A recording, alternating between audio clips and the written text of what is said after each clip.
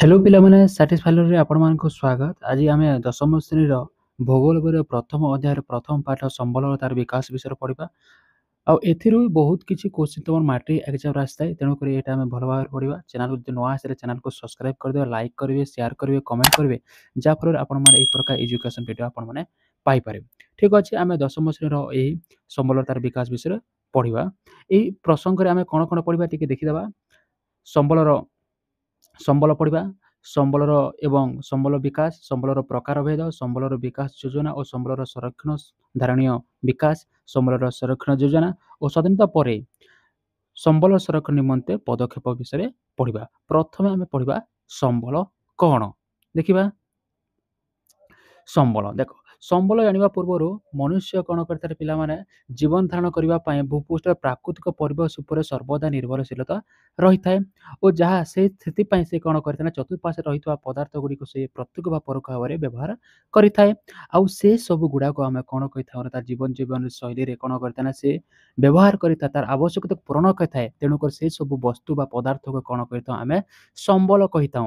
ଆଉ ସେ ସମ୍ବଳ ଗୁଡ଼ିକ କେମିତି, ସେ ପଦାର୍ଥ ଆଉ ବସ୍ତୁ କଣ କଣ କହିବା, ଯେମିତି ଲୁଗା ହେଲା, ଲୁଗା ହେଲା, ପଥର ହେଲା, ଗଛ ହେଲା, ପାଣି ହେଲା, ପବନ ହେଲା, ଏସବୁ ଗୁଡ଼ିକ ଯେ ସେ ମନୁଷ୍ୟ ସବୁବେଳେ ବ୍ୟବହାର କରିଥାଏ ଆଉ ସେ ଆବଶ୍ୟକତା ତାର ମେଣ୍ଟେଇ ଥାଏ। ତେଣୁକରି ସେଗୁଡ଼ିକ ଆମେ ସମ୍ବଳ କହିଥାଉ। ପିଲାମାନେ ସବୁ ବି ଦେଖୁଛ, ପୃଥିବୀରେ ଯାହା କିଛି ଦେଖୁଛ ତମେ ସମ୍ବଳ କହିପାରିବା କି? ଦେଖ, ତମ ମନରେ କୋଶ୍ଚିନ୍ ଆସିଥିବ, ଯଦି ଆମେ କହିବା କି ଯାହା କିଛି ଆମେ ପୃଥିବୀରେ ଯାହା କିଛି ଦେଖିଛେ ତାକୁ ସମ୍ବଳ କହିବା କି? ତାହା ଜାଣିବା ପାଇଁ ହେଲେ ଆମେ ସମ୍ବଳ କାହାକୁ କହିବା, ତାହାକୁ ଜାଣିବା ହେଲେ ଆମେ ଡେଫିନେସନ୍ ତକ ଜାଣିବା ଭଲ ଭାବରେ। ମନୁଷ୍ୟ ବ୍ୟକ୍ତିଗତ ସାମାଜିକ ଆବଶ୍ୟକତା ପୂରଣ, ଉପଯୋଗିତା ଓ ମୂଲ୍ୟାୟନଙ୍କ ବିବେଚିତ ହେଉଥିବା ପରିବେଶରେ ବିଭିନ୍ନ ପଦାର୍ଥ ଯେମିତିକି ଜୈବ, ଅଜୈବ ତଥା ଶକ୍ତି ଇତ୍ୟାଦି ଯାହା ପ୍ରଦ୍ୟୋଗିକ ଦୃଷ୍ଟିକୋଣରୁ ସୁଗମ, ଅର୍ଥନୈତିକ ଦୃଷ୍ଟିକୋଣରୁ ସମ୍ଭବ ଏବଂ ସାଂସ୍କୃତିକ ଦୃଷ୍ଟିରୁ ଗ୍ରହଣଯୋଗ୍ୟ ତାହାକୁ ଆମେ ସମ୍ବଳ କୁହାଯିବ। ଦେଖ, ଭଲ ଭାବରେ ବୁଝିବା ସମ୍ବଳକୁ ଆମେ ତାର ଡେଫିନେସନରେ ଏକା ସବୁ କିଛି ଜାଣିଯିବା। ସମ୍ବଳକୁ ଆମେ କାହାକୁ କହିବା, ସମ୍ବଳ କାହାକୁ କହିବା ନାହିଁ। ଦେଖ, ମନୁଷ୍ୟ ଆମେ ଜାଣିଛେ ଯେ ମନୁଷ୍ୟ ସବୁବେଳେ ତାର ନୀତିଦିନିଆ ଜୀବନରେ କଣ ଆବଶ୍ୟକତା ମେଣ୍ଟେଇବା ପାଇଁ ପ୍ରାକୃତିକ ପରିବେଶରେ ସବୁ କିଛି ବ୍ୟବହାର କରିଥାଏ ଆଉ ସେଗୁଡ଼ିକ ଆମେ ସମ୍ବଳ କହିଥାଉ। କିନ୍ତୁ ସେଠି କହିବା କମ୍ପ୍ଲିଟ ହୁଏନି, ସେ ତାର କମ୍ପ୍ଲିଟ ହୁଏ, ତାର ସଂଜ୍ଞାଟି କମ୍ପ୍ଲିଟ ହୁଏନି।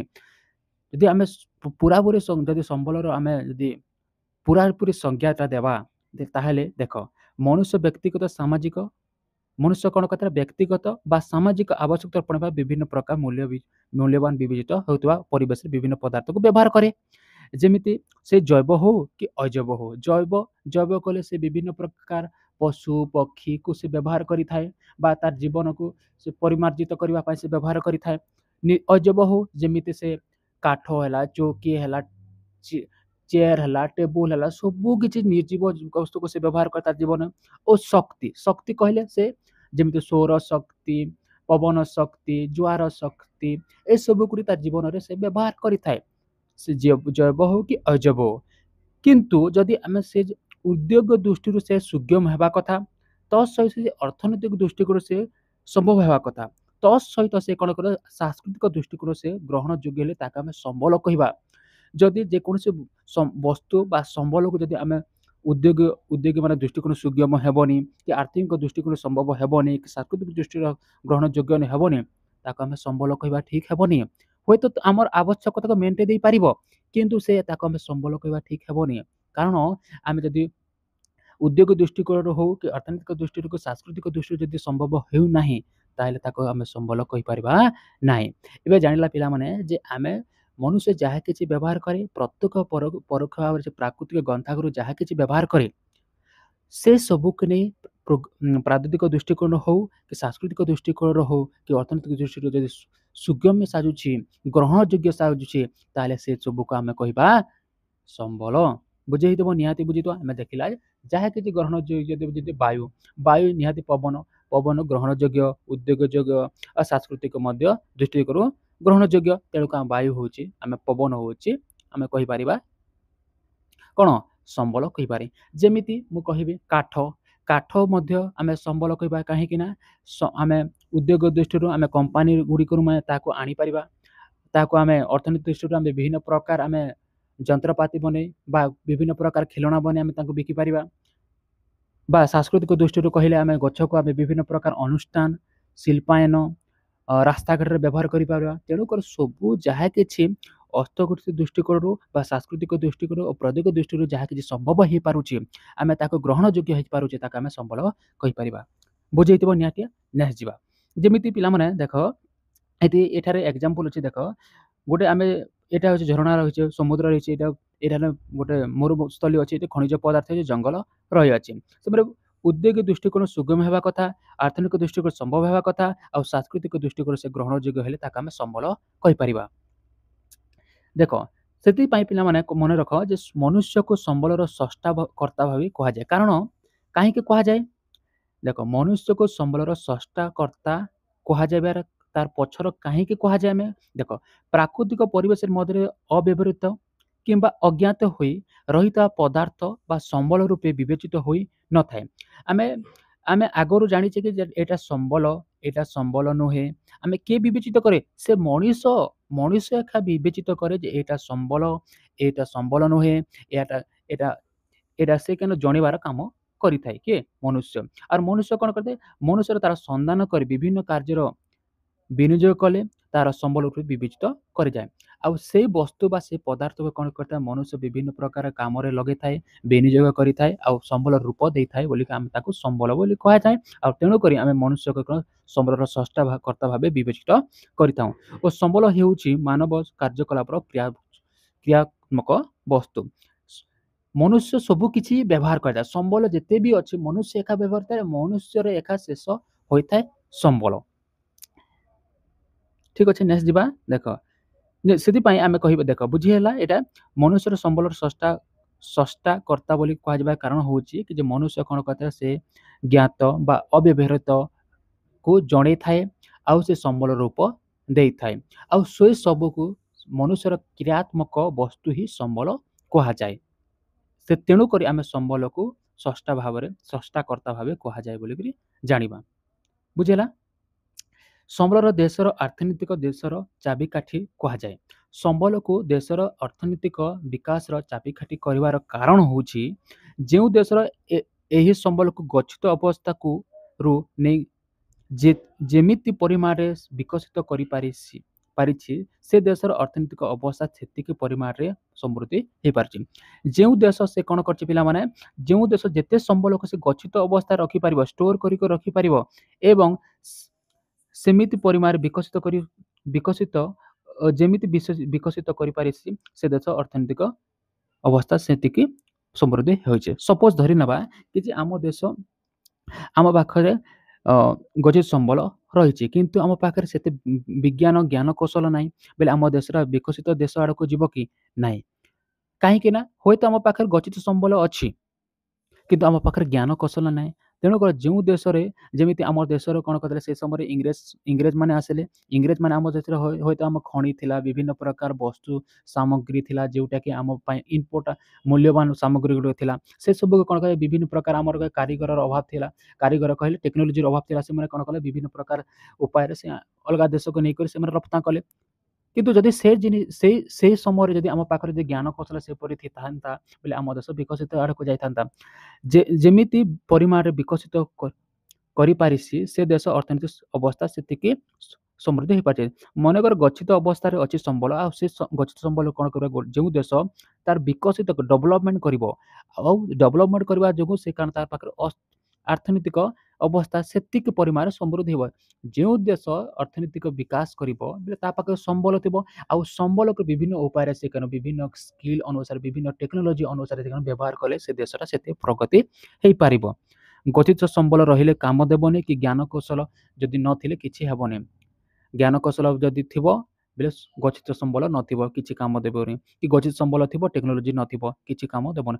ପରସ୍ପର ଦୁଇଟା ନିର୍ଭରଶୀଳ ରହିଲେ ଆମେ ଦେଶକୁ ଆଗକୁ ନେଇପାରିବା। ତେଣୁକରି ସମ୍ବଳକୁ ଦେଶର ଅର୍ଥନୈତିକ ବିକାଶର ଚାବିକାଠି ବୋଲିକରି କୁହାଯାଏ। ଓ କୌଣସି ଦେଶର ସଭ୍ୟତା କିମ୍ବା ଅର୍ଥନୈତିକ ବିକାଶ ଉକ୍ତ ଦେଶର ଜନସଂଖ୍ୟା ଓ ପ୍ରାକୃତିକ ସମ୍ବଳ ଓ ମନୁଷ୍ୟମାନଙ୍କ ସମ୍ବଳର ବ୍ୟବହାରିକ ଗୁଣ ଉପରେ ନିର୍ଭର କରିଥାଏ। ଦେଖ, ଯେତେ ସମ୍ବଳ ଗୁଡ଼ିକ ଅଛି, କୌଣସି ଦେଶର ସଭ୍ୟତା କିମ୍ବା ଅର୍ଥନୈତିକ ବିକାଶ ଉକ୍ତ ଦେଶର ଜନସଂଖ୍ୟା, ପ୍ରାକୃତିକ ସମ୍ବଳ ମନୁଷ୍ୟମାନଙ୍କର ସମ୍ବଳ ମନୁଷ୍ୟମାନଙ୍କର ସମ୍ବଳ ବ୍ୟବହାରକାରୀ ଗୁଣ ଉପରେ ନିର୍ଭର କରିଥାଏ। ଯେଉଁ ଦେଶର ସମ୍ବଳ ଯେତେ ଅଛି ବା ଅର୍ଥନୈତିକ ବିକାଶ ଯେତେ ହୋଇଛି ସେ ଜନସଂଖ୍ୟା ଓ ପ୍ରାକୃତିକ ସମ୍ବଳ ଓ ମନୁଷ୍ୟର କେତେ ବ୍ୟବହାର କରୁଛି ସମ୍ବଳ ଉପରେ ନିର୍ଭର କରିଥାଏ। ତେଣୁକରି ଆମେ ଜାଣିଲା ଯେ ସମ୍ବଳକୁ ଦେଶର ଚାବିକାଠି କହିବାର କାରଣ ହେଉଛି କି ଆମ ଦେଶର ସମୃଦ୍ଧି ଆଡ଼କୁ ଗତି କରେ। ଯେଉଁ ଦେଶର ଯେତେ ସମ୍ବଳ ଅଛି ସେ ଦେଶ ସେତେ ସମୃଦ୍ଧି ହେଇପାରିବ ଆଉ ସେ ତାର ବିକଶିତ ଦେଶ ଉପରେ ସେ ବିବେଚିତ ହେଇପାରିବ। ତେଣୁକରି ଆମେ କହିବା ସମ୍ବଳକୁ ଦେଶର ଚାବିକାଠି ବୋଲି କୁହାଯିବ। ଦେଖିବା ନେକ୍ସଟ କ'ଣ ଅଛି ରୂପାନ୍ତରୀକରଣ ପ୍ରକ୍ରିୟାରେ ଆମେ ରୂପାନ୍ତରଣ ପ୍ରକ୍ରିୟା ଟାଇପିଂଟା ମିଷ୍ଟେକ୍ ଅଛି କ୍ଷମା କରିବେ। କେତେକ ସମ୍ବଳ ସିଧାସଳଖ ବ୍ୟବହାର କରାଯାଉଥିଲା ବେଳେ ଅନ୍ୟ କେତେକ ସମ୍ବଳକୁ ବିଭିନ୍ନ ଉପାୟରେ ରୂପାନ୍ତରିତ କରି ବ୍ୟବହାର ଉପଯୋଗ କରିଥାଏ। ମନୁଷ୍ୟ କ'ଣ କରିଥାଏ ନା ପିଲାମାନେ କି ମନୁଷ୍ୟ ସିଧାସଳଖ କେତେ ଜିନିଷ ବସ୍ତୁକୁ ବ୍ୟବହାର କରିଥିଲା ବେଳେ କେତେ ବସ୍ତୁକୁ ରୂପାନ୍ତର ଭାବରେ ବ୍ୟବହାର କରିଥାଏ। ଯେମିତି ଦେଖ ଯଦି ଆମେ ଏକ୍ଜାମ୍ପଲ୍ ଆମ୍ବକୁ କ'ଣ କରିଥାଏ ନା ମନୁଷ୍ୟ କ'ଣ ଡାଇରେକ୍ଟ ବ୍ୟବହାର କରିଥାଏ ତାର ଜୀବନ ମାନେ ସେ ଖାଦ୍ୟ ରୂପେ ବ୍ୟବହାର କରିଥାଏ ବା ଖାଦ୍ୟ ଖାଇଥାଏ। କିନ୍ତୁ ଯଦି ମୁଁ କହିବି ମ୍ୟାଙ୍ଗୋ ଜୁସ୍କୁ ଡାଇରେକ୍ଟ ବ୍ୟବହାର କରନ୍ତି କି ନା ସେ କ'ଣ କରିଥାଏ ସେ କମ୍ପାନୀରୁ ଆସେ ସେ ରୂପାନ୍ତର ପ୍ରକ୍ରିୟା ମାଧ୍ୟମରେ ଯାଇ ସେ ଆମ ପାଖରେ ମ୍ୟାଙ୍ଗୋ ଜୁସ୍ଟା ଆସିଥାଏ। ଏ ରୂପାନ୍ତରିତ ପ୍ରକ୍ରିୟା କିଛି ଗୋଟେ ବସ୍ତୁକୁ ଆମେ ଡାଇରେକ୍ଟ ବ୍ୟବହାର କରିଥିଲା ବେଳେ ଆମେ କେତେ ବ୍ୟବହାରଟାକୁ ଇନଡାଇରେକ୍ଟ ଭାବରେ ପ୍ରତ୍ୟକ୍ଷ ବା ପରୋକ୍ଷ ଭାବରେ ଆମେ ବ୍ୟବହାର କରିଥାଉ ବା ରୂପାନ୍ତର ହେଇ ଆମେ ସେ ପ୍ରକାର ବସ୍ତୁକୁ ଆମେ ବ୍ୟବହାର କରିଥାଉ। ଆଉ ଏହି ରୂପାନ୍ତର ପ୍ରକ୍ରିୟା ପ୍ରାକୃତିକ ପରିବେଶରେ ପ୍ରକୃତି ଓ ମନୁଷ୍ୟ ଉଦ୍ୟୋଗ ଓ ଅନୁଷ୍ଠାନ ମଧ୍ୟରେ ପରସ୍ପର ନିର୍ଭରଶୀଳତା ଉପରେ ନିର୍ଭର କରିଥାନ୍ତି। ଦେଖ ଯଦି ଆମେ ଏକ୍ଜାମ୍ପଲ୍ ନେବା ଯଦି ମୁଁ କହିଲି ଯେପରି ଆମ୍ବକୁ ନେବା ଆମ୍ବକୁ ଏଠାରେ ଆମ୍ବ ଯେଉଁ ଅଛି ଯଦି ଆମେ କେଉଁଥିରୁ ଆମ୍ବ ଆଣିବା ପ୍ରକୃତିରୁ ଆମ୍ବ ଆଣିବ କିଏ ଆଣିବ ମନୁଷ୍ୟ ଆଣିବ ଆଉ ସେ ମନୁଷ୍ୟ କାହା ପାଖରେ ରଖିବ ଉଦ୍ୟୋଗ ପାଖରେ ରଖିବ। ଉଦ୍ୟୋଗ କ'ଣ କରିବ ସେଇଟାକୁ ସେ କମ୍ପାନୀରେ ସେ ଜୁସ୍ ତିଆରି କରିବ। ଜୁସ୍ ତିଆରି କଲା ପରେ ସେ କ'ଣ କରିବ ବିଭିନ୍ନ ପ୍ରକାର ଅନୁଷ୍ଠାନ ବିଭିନ୍ନ ପ୍ରକାର କାରଖାନାକୁ ବିଭିନ୍ନ ପ୍ରକାର ସେ ଶିଳ୍ପାୟନକୁ ପଠାଇବ। ଏଠି ତିଆରି ହେଲା ଏଠି ଷ୍ଟୋରେଜ ରୁମ୍କୁ ପଠାଇବ ଆଉ ସେ ଷ୍ଟୋରେଜ ରୁମ୍କୁ ପଠାଇ ସାରିଲା ପରେ ମନୁଷ୍ୟ ସେଇଟାକି ବ୍ୟବହାର କରିବ। ଦେଖ ଆଉ ଉଦ୍ୟୋଗରେ ବି ମନୁଷ୍ୟ କାମ କରୁଛି ପ୍ରକୃତିରେ ବି ମନୁଷ୍ୟ କାମ କରୁଛି ଓ ଅନୁଷ୍ଠାନରେ ମଧ୍ୟ ମନୁଷ୍ୟ କାମ କରୁଛି। ତେଣୁକରି ପରସ୍ପର ସହିତ ସମସ୍ତେ ନିର୍ଭରଶୀଳ ମନୁଷ୍ୟ ପରସ୍ପର ସହିତ ନିର୍ଭରଶୀଳତା ରହିଥାଏ। ପ୍ରକୃତି ସହିତ ମନୁଷ୍ୟ ଉଦ୍ୟୋଗ ସହିତ ଅନୁଷ୍ଠାନ ଓ ମଧ୍ୟରେ ପରସ୍ପର ନିର୍ଭରଶୀଳ ଉପରେ ନିର୍ଭର କରିଥାଏ ଏବଂ ତତ୍ସହିତ ପ୍ରକୃତି ଉଦ୍ୟୋଗ ଓ ଅନୁଷ୍ଠାନ ପରସ୍ପର ମଧ୍ୟ ନିର୍ଭରଶୀଳତା ରହିଥାଏ। ରୂପାନ୍ତର ପ୍ରକ୍ରିୟା ମାଧ୍ୟମରେ ଗୋଟେ ପଦାର୍ଥ ବା ବସ୍ତୁ କ'ଣ କରିଥାଏ ମନୁଷ୍ୟ ପାଖକୁ ପଠାଇବା ପାଇଁ ସେ ବିଭିନ୍ନ ପ୍ରକାର ଉପାୟରେ ଯାଇଥାଏ। ମନୁଷ୍ୟ ପ୍ରକୃତି ଅନୁଷ୍ଠାନ ଉଦ୍ୟୋଗ ମନେ ରଖ ଯେ ପରସ୍ପର ଅନ୍ତର୍ନିର୍ଭରଶୀଳତା ରହିଥାନ୍ତି। ସେ ଦେଖ ଏଠାରେ ପ୍ରକୃତି କ'ଣ କରିଥାଏ ମନୁଷ୍ୟ ବିଭିନ୍ନ ପ୍ରକାର ଉଦ୍ୟୋଗ ଗଲା ଉଦ୍ୟୋଗରୁ ସେ ଷ୍ଟୋରେଜ ରୁମ୍କୁ ଗଲା ବା ଅନୁଷ୍ଠାନକୁ ଗଲା ଆଉ ସେଥିରୁ ଆମେ ବିଭିନ୍ନ ପ୍ରକାର ସୁବିଧା ପାଇପାରିଲା। ଆଉ ସେ କିଏ କରୁଛି ଏଇ ପ୍ରକାର ସୁବିଧା ଗୁଡ଼ିକ ଆମ ପାଇଁ ମନୁଷ୍ୟ ଏକା ସମ୍ବଳକୁ ବିଭିନ୍ନ ପ୍ରକାର ଉପାୟରେ ଆଉ ବିଭିନ୍ନ ପ୍ରକାର ଉଦ୍ୟୋଗକୁ ବିଭିନ୍ନ ପ୍ରକାର ଅନୁଷ୍ଠାନ କାମ କରୁଛି ଆଉ ସେ ସବୁର ସମସ୍ତେ କ'ଣ କରିଥାଏ ନା ଗୋଟେ ସାଇକେଲରେ ଚାଲିଥିବା ଅନ୍ତର୍ନିର୍ଭରଶୀଳତାରେ ରହିଥାନ୍ତି। ଆଉ ସେଥିପାଇଁ ଆମେ ଜାଣିଲା ଯେ ମନୁଷ୍ୟକୁ କହୁଛେ ସମ୍ବଳର କର୍ତ୍ତା ବା ସ୍ରଷ୍ଟା ଭାବରେ ଆମେ ବିବେଚିତ କରିଥାଉ। ଦେଖ ଭୂଗୋଳ ଅନୁସାରେ ଏକ ମୁଖ୍ୟ କର୍ତ୍ତା ଭାବରେ ଗ୍ରହଣ କରାଯାଇଛି କାହାକୁ ମନୁଷ୍ୟ। କାରଣ ସମ୍ବଳ ମାନବୀୟ କାର୍ଯ୍ୟକଳାପର କ୍ରିୟାତ୍ମକ ବସ୍ତୁ ମନୁଷ୍ୟ ସବୁ କିଛି ଯାହା କିଛି କରିଥାଏ ସମ୍ବଳ ମାଧ୍ୟମରେ କରିଥାଏ। ମନୁଷ୍ୟ ସମ୍ବଳର ସ୍ରଷ୍ଟା ସେ ସମ୍ବଳକୁ ତିଆରି କରିଥାଏ ସେ ସମ୍ବଳକୁ ଉପଭୋଗ କରିଥାଏ ସମ୍ବଳକୁ ସେ କ୍ଷୟକାରୀ ମଧ୍ୟ କରିଥାଏ। ଯେମିତି ଯଦି ଆମେ ଏକ୍ଜାମ୍ପଲ୍ ନେବା ମନୁଷ୍ୟ ଗୋଟେ ଯେ ଆମେ ଯେଉଁ ନୋଟ୍ କପି ଲେଖୁଛୁ ମନୁଷ୍ୟ କ'ଣ କଲା ତିଆରି କଲା ମନୁଷ୍ୟ ସେଟାକୁ ତିଆରି କଲା ଆଉ ଉପଭୋଗ କଲା ଆମେ ବିଭିନ୍ନ ପ୍ରକାର ସେ ଆମେ ବ୍ୟବହାର କଲା ଆଉ ସେଟାକୁ କ୍ଷୟକାରୀ ମଧ୍ୟ ସେ ସରେଇଲା ସେ ନୋଟ୍ କପିକୁ ସେ ସରେଇଲା ମଧ୍ୟ। ଦେଖ ସ୍ରଷ୍ଟା ତିଆରି କଲା ଉପଭୋଗ କଲା କ୍ଷୟକାରୀ ମଧ୍ୟ କଲା। ତେଣୁକରି ଆମେ ଜାଣିଲା ଯେ ସମ୍ବଳର ଅନୁସାରେ ବା ଭୂଗୋଳ ଅନୁସାରେ ଆମେ ଜାଣିଲା ଏକ ମୁଖ୍ୟ କର୍ତ୍ତା ଭାବେ ଗ୍ରହଣ କରାଯାଏ କାହାକୁ ମନୁଷ୍ୟକୁ। ତେଣୁକରି ଏଠାରେ ଦେଖିଲା ଯେ ଉପାଦାନ ବଣ୍ଟନ ବ୍ୟବହାର କ୍ଷୟ ଓ ପ୍ରଭୃତି ସମସ୍ତ ପ୍ରକାର ମନୁଷ୍ୟ ଦ୍ୱାରା ହିଁ ସମାବିତ ହୋଇଥାଏ। ସେ ଉତ୍ପାଦନ କରିବ ସେ କ'ଣ କରିବ ବଣ୍ଟନ କରିବ ସେ ବ୍ୟବହାର କରିବ ସେ କ୍ଷୟ ପ୍ରଭୃତି କାର୍ଯ୍ୟ କାହା ଉପରେ ନିର୍ଭରଶୀଳତା ହେଇଥାଏ ମନୁଷ୍ୟ ଉପରେ ନିର୍ଭରଶୀଳତା ରହିଥାଏ। ତେଣୁକରି ଆମେ ଜାଣିଲା ଯେ ମୁଖ୍ୟ କର୍ତ୍ତା ଭାବେ ମନୁଷ୍ୟକୁ କୁହାଯାଏ। ଦେଖ ସେପରି ଦେଖିଲା ଆମେ ଯେ ସମ୍ବଳର ଆମେ ଯେଉଁ ପ୍ରକୃତି, ଉଦ୍ୟୋଗ ଓ ଅନୁଷ୍ଠାନ ପରସ୍ପର ନିର୍ଭରଶୀଳତା ଥାଏ। ଆଉ ଆମେ ଜାଣିଲା ସମ୍ବଳ କାହାକୁ କୁହାଯାଏ? ଆମେ ଜାଣିଲା ଯେ ମନୁଷ୍ୟ ବିଭିନ୍ନ ପ୍ରକାର ଉପାୟରେ ତାର ପ୍ରତ୍ୟକ୍ଷ ପରୋକ୍ଷ ଭାବରେ ଯେଉଁ ବ୍ୟବହାର କରିଥାଏ ବସ୍ତୁଗୁଡ଼ାକ ବା ପଦାର୍ଥଗୁଡ଼ିକୁ, ଆଉ ସେଥିପାଇଁ ସେ ତାର ଅ ସାଂସ୍କୃତିକ ସୁଗମ୍ୟ ହେବା କଥା, ସାଂସ୍କୃତିକ ଗ୍ରହଣଯୋଗ୍ୟ ହେବା କଥା, ଉଦ୍ୟୋଗ ସୁଗମ୍ୟ ହେବା କଥା, ଅର୍ଥନୈତିକ ସୁଗମ୍ୟ ହେଲେ ତାହାକୁ ଆମେ ସମ୍ବଳ କହିପାରିବା। ସେହିପରି ଆମେ ସମ୍ବଳର ବିଶେଷତା କେତେଗୁଡ଼ିକ ରହିଛି। ସେଗୁଡ଼ିକ ହେଲା ଉପଯୋଗିତା, ସୁଲଭତା, କାର୍ଯ୍ୟଦକ୍ଷତା, ପରିବର୍ତ୍ତନଶୀଳତା। ଉପଯୋଗିତା କହିଲେ ସମ୍ ସମ୍ବଳ ମନୁଷ୍ୟର ବ୍ୟବହାର ଉପଯୋଗିତା ହେବା ଆବଶ୍ୟକତା, ମାନେ ବ୍ୟବହାରର ଉପଯୋଗିତା ହେବା କଥା। ଆମେ ଯେଉଁ ପ୍ରକାର ସମ୍ବଳକୁ ଆମେ ବ୍ୟବହାରରେ ଆଣିପାରିବା କଥା ତାର ବିଶେଷତା ରହିଛି। ସୁଲଭତା ଥିବା ଆବଶ୍ୟକତା, ସମ୍ବଳର କ'ଣ ଥିବାର କଥା? ସୁଲଭତା ରହିବା ଆବଶ୍ୟକତା। କାର୍ଯ୍ୟଦକ୍ଷତା କହିଲେ ସମ୍ବଳ ବିଭିନ୍ନ ପ୍ରକ୍ରିୟା ମାଧ୍ୟମରେ ମନୁଷ୍ୟର ଆବଶ୍ୟକତା ପୂରଣ କରିବାରେ ସହାୟତା ହେବା କଥା। ଯେମିତି ବିଭିନ୍ନ ଉପାୟରେ କାର୍ଯ୍ୟରେ ସହାୟତା ମନୁଷ୍ୟର ଆବଶ୍ୟକତାକୁ ପୂରଣ କରିବା ପାଇଁ ସାହାଯ୍ୟ କରିବ। ପରିବର୍ତ୍ତନଶୀଳତା, ଗୋଟେ ବସ୍ତୁକୁ ଆମେ କ'ଣ କରିବା? ବ୍ୟବହାର ଅନୁସାରେ ବୈଜ୍ଞାନିକ ଉପାୟରେ ଏହାକୁ ପରିବର୍ତ୍ତନ କରାଯାଇପାରିବ ଆବଶ୍ୟକ। ଯେକୌଣସି ସମ୍ବଳକୁ ଆମେ କ'ଣ କରିବା? ପରିବର୍ତ୍ତନଶୀଳତା କରିବା। ଯେମିତି ଆମେ କ'ଣ କରିଦେଲା ସମ୍ବଳ, ଯେଉଁ ସମ୍ବଳ, କେଉଁ ସମ୍ବଳ ଯଦି ମୁଁ କହିଲି ପ୍ଲାଷ୍ଟିକ ନେଲା, ପ୍ଲାଷ୍ଟିକକୁ କରିବା ବିଭିନ୍ନ ପ୍ରକାର ଜ୍ଞାନ କୌଶଳ ଦ୍ୱାରା ଆମେ କ'ଣ ପରିବର୍ତ୍ତନଶୀଳତା କରି ଆମେ ସେଥିପାଇଁ ଖେଳଣା ତିଆରି କରୁଛୁ, କଣ୍ଢେଇ ତିଆରି କରୁଛୁ, ବିଭିନ୍ନ ପ୍ରକାର ଆମେ ଚେୟାର ଟେବୁଲ ତିଆରି କରିପାରୁଛୁ ପ୍ଲାଷ୍ଟିକ ଦ୍ୱାରା। ତେଣୁ ଆମେ ପରିବର୍ତ୍ତନଶୀଳତା ମଧ୍ୟ ସେ ସମ୍ବଳର ରହିବା କଥା। ଏଇଟା ହେଉଛି ସମ୍ବଳର ବିଶେଷତା ରହିବା କଥା। ଠିକ ଅଛି। ଦେଖ, ଆମେ ସମ୍ବଳକୁ ବିଭିନ୍ନ ଅନୁସାରେ ବିଭକ୍ତ କରିଅଛି। ଯେମିତିକି ପ୍ରକୃତି ଅନୁସାରେ ଦେଖ, ସମ୍ବଳ ବହୁତ ପ୍ରକାର, ଆମେ ଯାହାକୁ ପ୍ରକୃତିରେ ମିଳୁଛି ସବୁ ଯେତେ ବି ବସ୍ତୁ ପଦାର୍ଥ ଆମ ବ୍ୟବହାରରେ ଆସୁଛି, ଅର୍ଥନୈତିକ ଦୃଷ୍ଟିକୋଣରୁ, ସାଂସ୍କୃତିକ ଦୃଷ୍ଟିକୋଣରୁ ଓ ଅର୍ଥନୈତିକ ଦୃଷ୍ଟିରୁ, ଉଦ୍ୟୋଗ ଦୃଷ୍ଟିରୁ ଯାହା କିଛି ଆମର ଗ୍ରହଣଯୋଗ୍ୟ ସବୁକୁ ଆମେ ସମ୍ବଳ କହୁଛୁ। ଆଉ ସେହି ଦୃଷ୍ଟିକୋଣ ଆମେ ସମସ୍ତେ ଯାହା ସମ୍ବଳ କରୁଛୁ ତାକୁ ଆମେ କ୍ୟାଟାଗୋରାଇଜ୍ ବିଭକ୍ତ କରିଛୁ, କୋଉ ଅନୁସାରେ ସମ୍ବଳକୁ କୋଉଟା, କୋଉ ଅନୁସାରେ କ'ଣ, ସେ ଆମେ ଜାଣିବା, ଭଲ ଭାବରେ ଜାଣିବା। ପ୍ରକୃତି ଅନୁସାରେ ସମ୍ବଳକୁ 3 ଭାଗରେ ବିଭକ୍ତ କରାହେଉଛି। ସେଗୁଡ଼ିକ ସାଂସ୍କୃତିକ ସମ୍ବଳ, ପ୍ରାକୃତିକ ସମ୍ବଳ, ମାନବ ସମ୍ବଳ। ସେପରି ବିକଶିତ ଅନୁସାରେ ଆମେ ସମ୍ବଳକୁ 4 ଭାଗରେ ବିଭକ୍ତ କରୁଛୁ। ବିକାଶ ସ୍ତର ଅନୁସାରେ ସମ୍ବଳର ବିକାଶ ଅନୁସାରେ ଆମେ 4 ଭାଗରେ ବିଭକ୍ତ। ଗତିଶୀଳ ସମ୍ବଳ, ସମ୍ବଳର ଭଣ୍ଡାର, ବିକଶିତ ସମ୍ବଳ, ସଂରକ୍ଷଣ ସମ୍ବଳ। ମାଲିକାନା ଦୃଷ୍ଟିକୋଣ ଆମେ ସମ୍ବଳକୁ ବିଭକ୍ତ କରିଅଛୁ କେତେ ଭାଗରେ? 4 ଭାଗରେ ବିଭକ୍ତ କରୁଛୁ।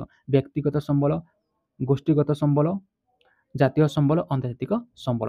ପିଲାମାନେ ଗୋଟେ କାମ କରିବ, ଏଇ ଯେଉଁ ଚାର୍ଟଟା ଦେଖାଛି ତୁମେ ନୋଟ୍ କରିକି ନିଜ କାନ୍ଥରେ ଲେଖିବ, ଷ୍ଟଡି ରୁମ୍ରେ ଛାପିବ, ଯାହାଫଳରେ ତୁମେ ମାନେ ଯେତେବେଳେ ରିଭିଜନ କରିବ ତୁମେ ମାନେ ଏଠି ଦେଖିକି ରିଭିଜନ କରି ପକାଇବ। ବ୍ୟବହାର ଓ ସୁଲଭ ଦୃଷ୍ଟିକୋଣରୁ ଆମେ କ'ଣ କରିବା? ଅସରନ୍ତି ସମ୍ବଳ, ସରନ୍ତି ସମ୍ବଳ। ସେପରି ଯଦି ଆମେ କହିବା ପରିମାଣ ଦୃଷ୍ଟିକୋଣରୁ ପୂରଣୀୟ ସମ୍ବଳ, ଅପୂରଣୀୟ ସମ୍ବଳ। ଭରଣ ଦୃଷ୍ଟିକୋଣ ନବୀକରଣ ଯୋଗ୍ୟ ସମ୍ବଳ, ନବୀକରଣ ଅଯୋଗ୍ୟ ସମ୍ବଳ। ସେପରି ନବୀକରଣ ଅଯୋଗ୍ୟ ସମ୍ବଳକୁ 2 ଭାଗରେ ବିଭକ୍ତ କରେ, ସେଟା ପୁନରୁଦ୍ଧ ଯୋଗ୍ୟ ସମ୍ବଳ, ପୁନରୁଦ୍ଧ ଅଯୋଗ୍ୟ ସମ୍ବଳ କୁହାଯାଏ। ଠିକ ଅଛି। ବଣ୍ଟନ ଦୃଷ୍ଟିକୋଣ ଆମେ 2 ଭାଗରେ ବିଭକ୍ତ କରୁଛୁ, ସର୍ବତ୍ର ସୁଲଭ ସମ୍ବଳ, ସ୍ଥାନୀୟ ସମ୍ବଳ। ପ୍ରଥମେ ଆମେ ପଢିବା ପ୍ରକୃତି ଦୃଷ୍ଟିକୋଣ, ଆମେ ସମ୍ବଳକୁ 3 ଭାଗରେ ବିଭକ୍ତ କରିଅଛି। ଦେଖିବା, ଦେଖ ଏଇଟା ଟାଇପିଂ ମିଷ୍ଟେକ୍ ଅଛି, କ୍ଷମା କରିବେ। ପ୍ରାକୃତିକ ସମ୍ବଳ, ପ୍ରାକୃତିକ ସମ୍ବଳ କାହାକୁ କହିବା? ଦେଖ, ପ୍ରକୃତି ଅନୁସାରେ ସମ୍ବଳକୁ 3 ଭାଗରେ ବିଭକ୍ତ ହେଲେ 1, 2, 3। ପ୍ରାକୃତିକ ସମ୍ବଳ କହିଲେ ପ୍ରକୃତିରେ ଥିବା ଯେଉଁ ପଦାର୍ଥ ଓ ଶକ୍ତି ଦ୍ୱାରା ମନୁଷ୍ୟ ପ୍ରତ୍ୟକ୍ଷ ବା ପରୋକ୍ଷ ଉପକୃତ ହୋଇଥାଏ ସେଗୁଡ଼ିକୁ ପ୍ରାକୃତିକ ସମ୍ବଳ କୁହାଯାଏ। ପ୍ରକୃତି ଦୃଷ୍ଟିରେ ଯାହା କିଛି ଦେଖୁଛି, ମନୁଷ୍ୟ ଯାହା କିଛି ଦେଖୁଛି, ଯାହା କିଛି ସେ ପଦାର୍ଥ ବା ବସ୍ତୁକୁ ବ୍ୟବହାର କରୁଛି, ସେ ସବୁକୁ କୁହାଯାଏ ପ୍ରାକୃତିକ ସମ୍ବଳ କୁହାଯାଏ। ପ୍ରାକୃତିରୁ ଯାହା କିଛି ମନୁଷ୍ୟ ବ୍ୟବହାର କରୁଅଛି ସେ ସବୁ ଗୁଡ଼ାକୁ ଆମେ ଜାଣିଲା ଯେ ପ୍ରାକୃତିକ ସମ୍ବଳ କୁହାଯାଏ। ଯେମିତି ହେଲା ଭୂମି ହେଲା, ମୃତ୍ତିକା ହେଲା, ଅରଣ୍ୟ ହେଲା, ବନ୍ୟ ହେଲା, ପ୍ରାଣୀ ହେଲା, ଜଳ ହେଲା, ବାୟୁ ହେଲା, ଖଣିଜ ପଦାର୍ଥ ହେଲା, ଶକ୍ତି ହେଲା, ଏସବୁକୁ କୁହାଯାଏ ଆମେ ପ୍ରାକୃତିକ ସମ୍ବଳ। ସାଂସ୍କୃତିକ ସମ୍ବଳ କହିଲେ କ'ଣ ବୁଝିବା? ଯେମିତି ଦେଖ, ମନୁଷ୍ୟ ନିଜର ଦକ୍ଷତା, କାରିଗର, ଜ୍ଞାନ କୌଶଳ ମାଧ୍ୟମରେ ପ୍ରାକୃତିକ ସମ୍ବଳରୁ ରୂପାନ୍ତରିତ କରି କିମ୍ବା ଅବିକଳ ଭାବରେ ବିଭିନ୍ନ ଉପାୟରେ ବ୍ୟବହାର ଉପଯୋଗ କରିପାରିଛି, ସେ ସବୁ ଗୁଡ଼ାକୁ ଆମେ ସାଂସ୍କୃତିକ ସମ୍ବଳ କହିବା। ଦେଖ, ପ୍ରାକୃତିକ ସମ୍ବଳରୁ ଯାହା କିଛି ଆଣି ସେ ରୂପାନ୍ତରିତ ଭାବରେ ବା କିଛି ପରିବର୍ତ୍ତନ କରି ବା ଅବିକଳ ସେ ବସ୍ତୁ ବା ସେ ପଦାର୍ଥକୁ ବା ସେ ସମ୍ବଳକୁ ବ୍ୟବହାର କରିଅଛି, ସେ ବସ୍ତୁ ଗୁଡ଼ାକୁ ବା ସେ ସମ୍ବଳ ଗୁଡ଼ିକୁ ଆମେ କ'ଣ କରିବା? ସାଂସ୍କୃତିକ ସମ୍ବଳ କହିବା। ଯେମିତି ଆମେ କ'ଣ କରିବା? ହୁଁ, ଭୂମି। ଭୂମି ହେଉଛି ପ୍ରାକୃତିକ ସମ୍ବଳ। ସେ ପ୍ରାକୃତିକ ସମ୍ବଳକୁ ନେଇ ଭୂମିକୁ ନେଇ କ'ଣ କରୁଛି ମନୁଷ୍ୟ କ'ଣ କରୁଛି ସେ ରାସ୍ତା ତିଆରି କରୁଛି, ଖେଳ ପଡ଼ିଆ ତିଆରି କରୁଛି। ଏସବୁ ଗୁଡ଼ାକ ହେଉଛି ପ୍ରାକୃତିକ ସମ୍ବଳ। ବୁଝିହେଲା? ଯେମିତି ଦେଖ ଆଉ ଗୋଟେ ଏକ୍ସାମ୍ପଲ୍ ନେବି ଯେମିତି ଆମେ ହଁ ଜଳ। ଜଳ ହେଉଛି ପ୍ରାକୃତିକ ସମ୍ବଳ। ସେ ପ୍ରାକୃତିକ ସମ୍ବଳକୁ ନେଇ ସେ କ'ଣ କରୁଛି ପୋଖରୀ ତିଆରି କରୁଛି, ବିଭିନ୍ନ ପ୍ରକାର ସେ ସୁଇମିଂ ପୁଲ୍ ତିଆରି କରୁଛି, ବିଭିନ୍ନ ପ୍ରକାର ସେ ୱାଟର ବୋଟଲ ଦେଉଛି। ସେ ସବୁ ଗୁଡ଼ାକ ଆମେ ସାଂସ୍କୃତିକ ସମ୍ବଳରେ ଆସିବ। ମନୁଷ୍ୟ ଡାଇରେକ୍ଟ ବ୍ୟବହାର କରୁଛି ବା ସେ କ'ଣ କରୁଛି ସେ ରୂପାନ୍ତର ଭାବରେ ରୂପାନ୍ତର ଭାବରେ ଯାହା କିଛି ସମ୍ବଳକୁ ବ୍ୟବହାର କରୁଛି ସେ ସବୁକୁ ସାଂସ୍କୃତିକ ସମ୍ବଳରେ ଅନ୍ତର୍ଭୁତ। ଯେମିତି ଏକ୍ସାମ୍ପଲ୍ ଦେବା ପିଲାମାନେ ଦେଖ ଅନୁଷ୍ଠାନ ହେଲା, ଶିଳ୍ପ ହେଲା, ଶିକ୍ଷା ହେଲା, ସ୍ୱାସ୍ଥ୍ୟ ହେଲା, ଗମନାଗମନ ହେଲା, ବାଣିଜ୍ୟ ହେଲା, ଅର୍ଥ ସଞ୍ଚାଳନ ହେଲା, ସାମାଜିକ ରାଜନୈତିକ ଅନୁଷ୍ଠାନ ଏସବୁ ଗୁଡ଼ିକ କ'ଣ କରେ ଆମେ ହେଲା ସାଂସ୍କୃତିକ ସମ୍ବଳ। ପ୍ରାକୃତିକ ସମ୍ବଳରୁ ଆସିଛି କାରଣ ସାଂସ୍କୃତିକ ସମ୍ବଳ। ତାପରେ ଦେଖିବା ମାନବ ସମ୍ବଳ। ମନୁଷ୍ୟକୁ ସ୍ୱତନ୍ତ୍ର ଭାବେ ଜାଣିଲା ଯେ ମାନବକୁ ଗୋଟେ ସ୍ୱତନ୍ତ୍ର ଭାବରେ ସମ୍ବଳ ଉପରେ ବିବେଚିତ କରିଛନ୍ତି। ଆମେ ଯେ ମନୁଷ୍ୟ ହେଉଛି ସ୍ରଷ୍ଟା, ମନୁଷ୍ୟ ହେଉଛି ଉପଭୋକ୍ତା, ମନୁଷ୍ୟ ହେଉଛି ବଣ୍ଟନ, ମନୁଷ୍ୟ ହେଉଛି କ୍ଷୟକାରୀ। ମନୁଷ୍ୟ ମଧ୍ୟ ସମ୍ବଳକୁ କ୍ଷୟକାରୀ କରିଥାଏ। ତେଣୁକରି ଆମେ ସମ୍ବଳ ଭାବେ ମାନବକୁ ମଧ୍ୟ ବିବେଚିତ କରାଯାଇଛି।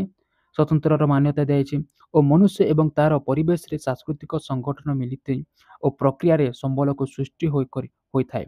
କ'ଣ କହିଥାଏ ନା ସେ ମନୁଷ୍ୟ ଏବଂ ତାର ପରିବେଶ ଓ ସାଂସ୍କୃତିକ ସଂଗଠନ ମିଳିତ ପ୍ରକ୍ରିୟା ସମ୍ବଳ ସୃଷ୍ଟି ହୋଇଥାଏ। ସେ ବିଭିନ୍ନ ଉପାୟରେ କ'ଣ କରିଥାଏ ନା ସାଂସ୍କୃତିକ ହଉ କି ପ୍ରାକୃତିକ ଉପାୟରେ ସେ କ'ଣ କରିଥାଏ ବିଭିନ୍ନ ପ୍ରକାର ସମ୍ବଳକୁ ତିଆରି କରିଥାଏ। ଯେମିତି ଆମେ ସମ୍ବଳକୁ ତିଆରି କରିବା କାରଣ ହେଉଛି ଯେମିତି ମନୁଷ୍ୟ ଟେବୁଲ ତିଆରି କରିପାରୁଛି, ସେ ମଧ୍ୟ ସମ୍ବଳ। ଫ୍ୟାନ୍ ତିଆରି କରିପାରୁଛେ ସେ ଗୋଟେ ସମ୍ବଳ।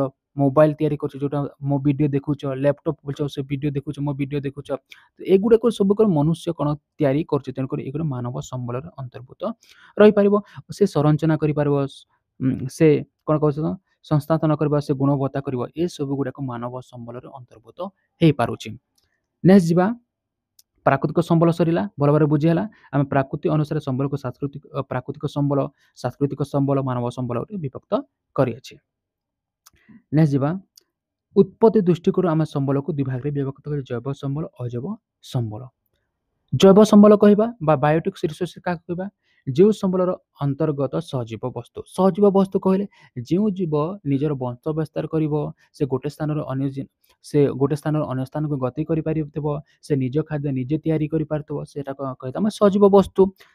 ସେଇ ସହଜୀବ ବସ୍ତୁ କେଉଁ କ୍ୟାଟାଗୋରୀରେ ଆସିଥାଏ ସେ ଜୈବ ସମ୍ବଳର ଅନ୍ତର୍ଭୁତ ହୋଇଥାଏ। ସେ ସବୁ ହେଲା ମନୁଷ୍ୟ ହେଲା, ପ୍ରାଣୀ ହେଲା, ଉଦ୍ଭିଦ ହେଲା, ଅଣୁଜୀବ ହେଲା, ପଶୁପକ୍ଷୀ ହେଲା, ମାଛ ହେଲା, ଏସବୁ ଗୁଡ଼ିକ ହେଲା ଜୈବ ସମ୍ବଳର ଅନ୍ତର୍ଭୁତ ରହିଅଛି।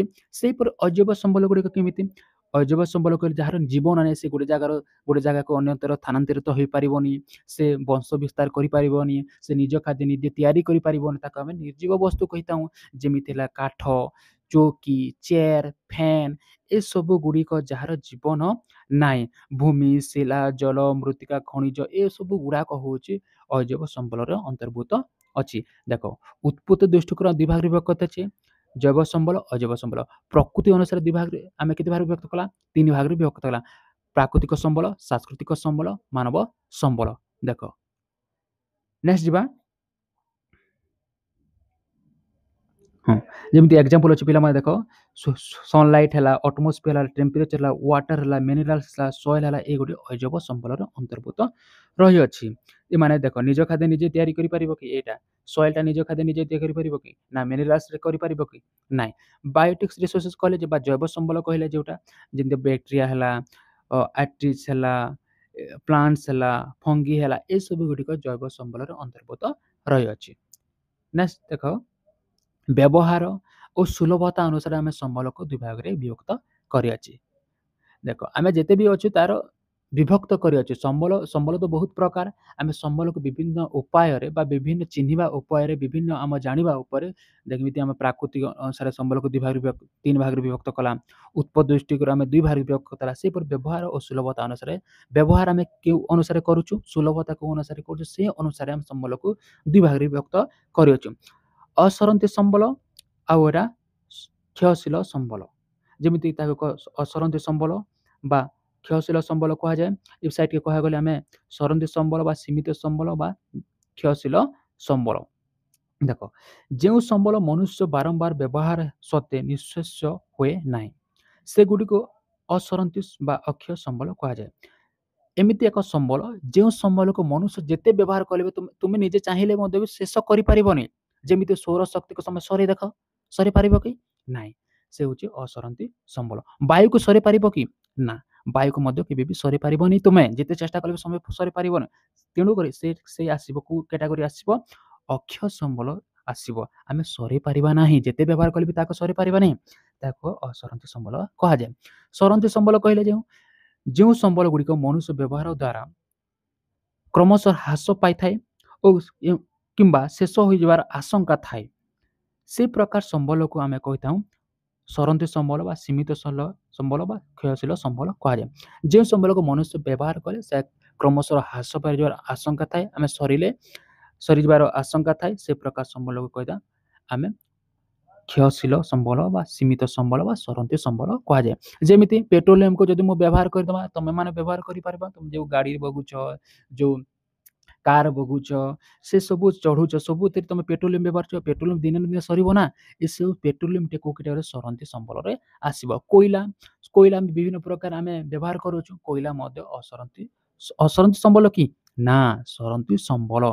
ଆଉ ହେଲା ଖଣିଜ ପଦାର୍ଥ ଗୁଡ଼ିକ ମଧ୍ୟ କୋଉ କ୍ୟାଟାଗୋରୀରେ ଆସିଛି? ସରନ୍ତି ସମ୍ବଳ ଆସୁଛି। ଆଉ ମଧ୍ୟ ଏକ୍ସାମ୍ପଲ ଦେବା, ଯେମିତି ସୁନା ହେଲା, ରୂପା ହେଲା, ଏସବୁ ଗୁଡ଼ାକ ମଧ୍ୟ କୋଉ କ୍ୟାଟାଗୋରୀ ଆସିବ? ସରନ୍ତି ସମ୍ବଳରେ ସେ ଦିନେ ନା ଦିନେ ଏଗୁଡ଼ାକ ସରିବ। ବୁଝିହେଲା? ବ୍ୟବହାର ଓ ସୁଲଭତା ଅନୁସାରେ ସମ୍ବଳକୁ ଆମେ ଦୁଇ ଭାଗ କରିଦେବା, ସରନ୍ତି ସମ୍ବଳ, ଅସରନ୍ତି ସମ୍ବଳ। ସରନ୍ତି ସମ୍ବଳ କହିଲେ ଯେଉଁ ସମ୍ବଳକୁ ଆମେ ବ୍ୟବହାର କଲେ ତାର ସରିଯାଇଥାଏ ବା ଶେଷ ହୋଇଯାଇଥାଏ ବା କ୍ରମଶଃ ହ୍ରାସ ପାଇବାର ଆଶଙ୍କା, ତାକୁ ସରନ୍ତି ସମ୍ବଳ କୁହାଯାଏ। ଅସରନ୍ତି ସମ୍ବଳ କହିଲେ ଯେଉଁ ସମ୍ବଳକୁ ମନୁଷ୍ୟ ଯେତେ ବ୍ୟବହାର କଲେ ଶେଷ ହେବାର କିଛି ନାଁ ନିଏନି, ସେ ପ୍ରକାର ସମ୍ବଳକୁ ଆମେ କହିଥାଉ ଅସରନ୍ତି ସମ୍ବଳ କୁହାଯାଏ। ନେକ୍ସଟ ଯିବା। ପରିମାଣ ଅନୁସାରେ ଆମେ ସମ୍ବଳକୁ ଦୁଇ ଭାଗରେ ବିଭକ୍ତ ଦେଖ। ପରିମାଣ ଅନୁସାରେ ପୂରଣୀୟ ସମ୍ବଳ, ଅପୂରଣୀୟ ସମ୍ବଳ। ପୂରଣୀୟ ସମ୍ବଳ, ଅପୂରଣୀୟ ସମ୍ବଳ ବା ପୂରଣୀୟ ସମ୍ବଳକୁ କୁହାଯାଏ ଅବିରାମ ସମ୍ବଳ ମଧ୍ୟ କୁହାଯାଏ। ଯେଉଁ ସମ୍ବଳ ଦେଖ, ପହିଲା ଦେଖିବା ଅପୂରଣୀୟ ସମ୍ବଳ କାହାକୁ କୁହାଯିବ?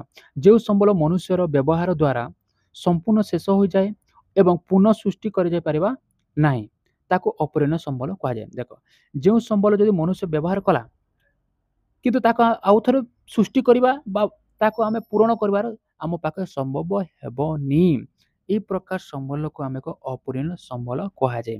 ଅପୂରଣୀୟ ସମ୍ବଳ କୋଉଟା ହେଇପାରିବ? ଯେମିତି କୋଇଲା ହେଇପାରିବ, ସୁନା ହେଇପାରିବ, ରୂପା ହେବ, ଖଣିଜ ପଦାର୍ଥ ଗୁଡ଼ିକ ହେଇପାରିବ, ପେଟ୍ରୋଲିୟମ ହେବ, ଏସବୁ ଗୁଡ଼ିକ ଅପୂରଣୀୟ ସମ୍ବଳ, ଆମେ ସମ୍ଭବ ହେବନି, ଏସବୁ ଗୁଡ଼ାକ ଆମେ କହୁଛୁ ଅପୂରଣୀୟ ସମ୍ବଳ କୁହାଯାଏ। ଖଣିଜ ପଦାର୍ଥ, ଖଣିଜ ତୈଳ, କୋଇଲା, ଏସବୁ ଗୁଡ଼ାକ ଆସେ ଅପୂରଣୀୟ ସମ୍ବଳ। ଅବିରାମ ସମ୍ବଳ ବା ପୂରଣୀୟ ସମ୍ବଳ, ଯାହାକୁ ଆମେ ପୂରେଇ ପାରିବା ବା ଭର୍ତ୍ତି କରିପାରିବା, ଯାହାକୁ ଆମେ ସରେଇ ଦେଲେ ମଧ୍ୟ ଆମେ ଭରି ପାରିବା ବା ତିଆରି କରିପାରିଥିବା, ଏପରି ଏକ ଅବିରାମ ସମ୍ବଳ କୁହାଯାଏ। ଯେମିତି ମନୁଷ୍ୟର ବ୍ୟବହାର ଦ୍ୱାରା ଯେଉଁ ସମ୍ବଳର ପରିମାଣରେ କୌଣସି ହ୍ରାସ ପରିଲକ୍ଷିତ ହୁଏ ନାହିଁ ବା ଶେଷ ହେବାର ନାଁ ନିଏ ନାହିଁ, ସେ ପ୍ରକାର ସମ୍ବଳକୁ ଆମେ କହିଥାଉ ଅବିରାମ ସମ୍ବଳ ବା ପୂରଣୀୟ ସମ୍ବଳ କୁହାଯାଏ। ଯେମିତି ସୌରଶକ୍ତି, ଭୂତାପଜ ଶକ୍ତି, ଜୁଆର ଶକ୍ତି, ପବନ ଶକ୍ତି କୁହାଯାଏ। ଏସବୁ ଗୁଡ଼ାକ ଅବିରାମ ସମ୍ବଳ। ଆମେ କେବେ ସୌରଶକ୍ତିକୁ ସରିପାରିବା କି? ନା। ଆମେ ଭୂତାପଜ ଶକ୍ତିକୁ ସରିପାରିବା କି? ନା। ଜୁଆର ସମୁଦ୍ର ଢେଉ ଆସୁଛି, ଆମେ ସରିପାର? ସମୁଦ୍ର ଢେଉ କହିବା ଯେ ସମୁଦ୍ର ଢେଉ ତୁ ରହିଯା, ସେ ରହିବ କି? ନା, କେବେ ବି ରହିପାରିବନି। ସେ କେବେ ବି ସରେଇ ପାରିବାନି, ଆମେ ସମୁଦ୍ର ଢେଉକୁ ସରେଇ ପାରିବା ନାହିଁ। ତେଣୁ ଏସବୁ ଗୁଡ଼ାକ ହେଉଛି ଅବିରାମ ସମ୍ବଳର ଅନ୍ତର୍ଭୁକ୍ତ ରହିଛି। ବୁଝିହେଲା ପିଲାମାନେ? ଏବେ ନେକ୍ସଟ ଯିବା। ନେକ୍ସଟ ଯିବା ଭରଣ ଦୃଷ୍ଟି ଇମ୍ପୋର୍ଟାଣ୍ଟ। ଏଥିରୁ ପିଲାମାନେ ବହୁତ କିଛି କୋଶ୍ଚିନ୍ ଆସିଥାଏ ଏକ୍ଜାମରେ, ଏଇଟା ହେଉଛି ଭରଣ ବହୁତ ଇମ୍ପୋର୍ଟାଣ୍ଟ। ନବୀକରଣ ଯୋଗ୍ୟ ସମ୍ବଳ, ନବୀକରଣ ଅଯୋଗ୍ୟ ସମ୍ବଳ କାହାକୁ କୁହାଯାଏ? ନବୀକରଣ ଯୋଗ୍ୟ ସମ୍ବଳ ପ୍ରଥମେ ଦେଖିବା। ଯେଉଁ ସମ୍ବଳ ମନୁଷ୍ୟ ଦ୍ୱାରା ବାରମ୍ବାର ବ୍ୟବହାର ହେବା ସତ୍ତ୍ୱେ ସମ୍ପୂର୍ଣ୍ଣ କ୍ଷୟ ହୁଏ ନାହିଁ ଏବଂ ବିଭିନ୍ନ ଉପାୟରେ ଦ୍ୱାରା ସେଗୁଡ଼ିକୁ ପୁନର୍ଭରଣ କରାଯାଇଥାଏ। ଦେଖ, ସପୋଜ ଧରିନିଅ ଆମେ ଗୋଟେ ବସ୍ତୁକୁ ବା ଗୋଟେ ପଦାର୍ଥ ବା ଗୋଟେ ସମ୍ବଳକୁ କ'ଣ କଥା ଆମେ ସରେଇଦେଲା, ସରେଇଦେଲେ ମଧ୍ୟ ବିଭିନ୍ନ ଉପାୟରେ ସେଗୁଡ଼ିକୁ ଆମେ ଭରଣ କରିପାରିବା। ଏଇ ପ୍ରକାର ସମ୍ବଳକୁ କୁହାଯାଏ ଆମେ ନବୀକରଣ ଯୋଗ୍ୟ ସମ୍ବଳ ବା ନବୀକରଣ ଆମେ ଆଉ ଥରେ ତିଆରି କରିବା ବା ଆଉ ଥରେ ଭରଣ କରିବାର ଆମର ପାଖରେ କ୍ଷମତା ଥିବ। ଏହି ପ୍ରକାର ସମ୍ବଳକୁ କୁହାଯାଏ ନବୀକରଣ ଯୋଗ୍ୟ ସମ୍ବଳ କୁହାଯାଏ। ଯେମିତି ହେଲା ଜଙ୍ଗଲଜାତ ପଦାର୍ଥ, ଖଣିଜ ପ୍ରାଣୀଜାତ ପଦାର୍ଥ, କୃଷିଜାତ ପଦାର୍ଥ, ଏସବୁ ଗୁଡ଼ିକ ହେଉଛି ଆମେ ଜାଣିଲା ଯେ ଏସବୁ ଯେଉଁକୁ ଆମେ ବସ୍ତୁକୁ ବା ପଦାର୍ଥ ବା ସମ୍ବଳକୁ ଆମେ କହୁଛୁ ନବୀକରଣ ଯୋଗ୍ୟ ସମ୍ବଳ କୁହାଯାଏ, ଯାହାକୁ ଆମେ ଭରଣ କରିବା ବା ପୁନର୍ନବୀକରଣ ବ୍ୟବହାରରେ କରିପାରିବା। ଠିକ୍ ଅଛି, ବୁଝିହେଲା। ଏବେ ଦେଖିବା ନବୀକରଣ ଅଯୋଗ୍ୟ ସମ୍ବଳ। ଯେଉଁ ସମ୍ବଳ ମନୁଷ୍ୟର ଅନବରତ ବ୍ୟବହାର ଦ୍ୱାରା ବା ଅନ୍ୟାନ୍ୟ କାରଣ ଦ୍ୱାରା ହ୍ରାସ ପରିଲକ୍ଷିତ ହୁଏ ବା ନଷ୍ଟ ହୋଇଗଲେ ଆଉ ସେଗୁଡ଼ିକୁ ପୁନର୍ଭରଣ ସମ୍ଭବ ହୋଇନଥାଏ, ସେଗୁଡ଼ିକୁ ନବୀକରଣ ଅଯୋଗ୍ୟ ସମ୍ବଳ କୁହାଯାଏ। ଯେଉଁ ବସ୍ତୁକୁ ଆମେ ଯେଉଁ ପଦାର୍ଥ ବା ଯେଉଁ ସମ୍ବଳକୁ କ'ଣ କରିଥାଉ ପିଲାମାନେ ଆମେ ବାରମ୍ବାର ବ୍ୟବହାର କଲେ ତାହା ଶେଷ ହୋଇଯାଇଥାଏ ଏବଂ ଭରଣ କରିବା ପାଇଁ ବା ତିଆରି କରିବା ପାଇଁ ଆମ ହାତରେ ସମ୍ଭବ ହୁଏ ନାହିଁ। ସେହି ପ୍ରକାର ସମ୍ବଳ କୁହାଯାଏ ନବୀକରଣ ଅଯୋଗ୍ୟ ସମ୍ବଳ। କୋଇଲାକୁ ଆମେ ନିଜେ ତିଆରି ପାରିବା କି? ନା। ବା ଭରଣ କରିପାରିବା କି? ନା। ପେଟ୍ରୋଲିୟମ, ଖଣିଜ ପଦାର୍ଥ ଏସବୁ ଗୁଡ଼ାକ ଆସିଥାଏ ନବୀକରଣ ଅଯୋଗ୍ୟ ସମ୍ବଳ। ସେହିପରି ଆମେ ବୁଝିହେଲା ତ ନବୀକରଣ ଯୋଗ୍ୟ ସମ୍ବଳ, ନବୀକରଣ ଅଯୋଗ୍ୟ ସମ୍ବଳ। ନବୀକରଣ ଯୋଗ୍ୟ ସମ୍ବଳକୁ ଯେଉଁ ସମ୍ବଳକୁ ଆମେ ଆମେ ଭରଣ କରିପାରିବା, ନବୀକରଣ ଅଯୋଗ୍ୟ ସମ୍ବଳ ଯେଉଁ ସମ୍ବଳକୁ ଆମେ ଭରଣ କରିପାରିବା ନାହିଁ। ଠିକ୍ ହେଲା। ନବୀକରଣ ଅଯୋଗ୍ୟ ସମ୍ବଳକୁ ଆଉ ଦୁଇ ଭାଗରେ ବିଭକ୍ତ କରାଯାଇଛି। ନବୀକରଣ ଅଯୋଗ୍ୟ ସମ୍ବଳକୁ ଆଉ ଦୁଇ ଭାଗରେ ବିଭକ୍ତ କରି ସେଗୁଡ଼ିକୁ ଦେଖିଦେବା ପିଲାମାନେ।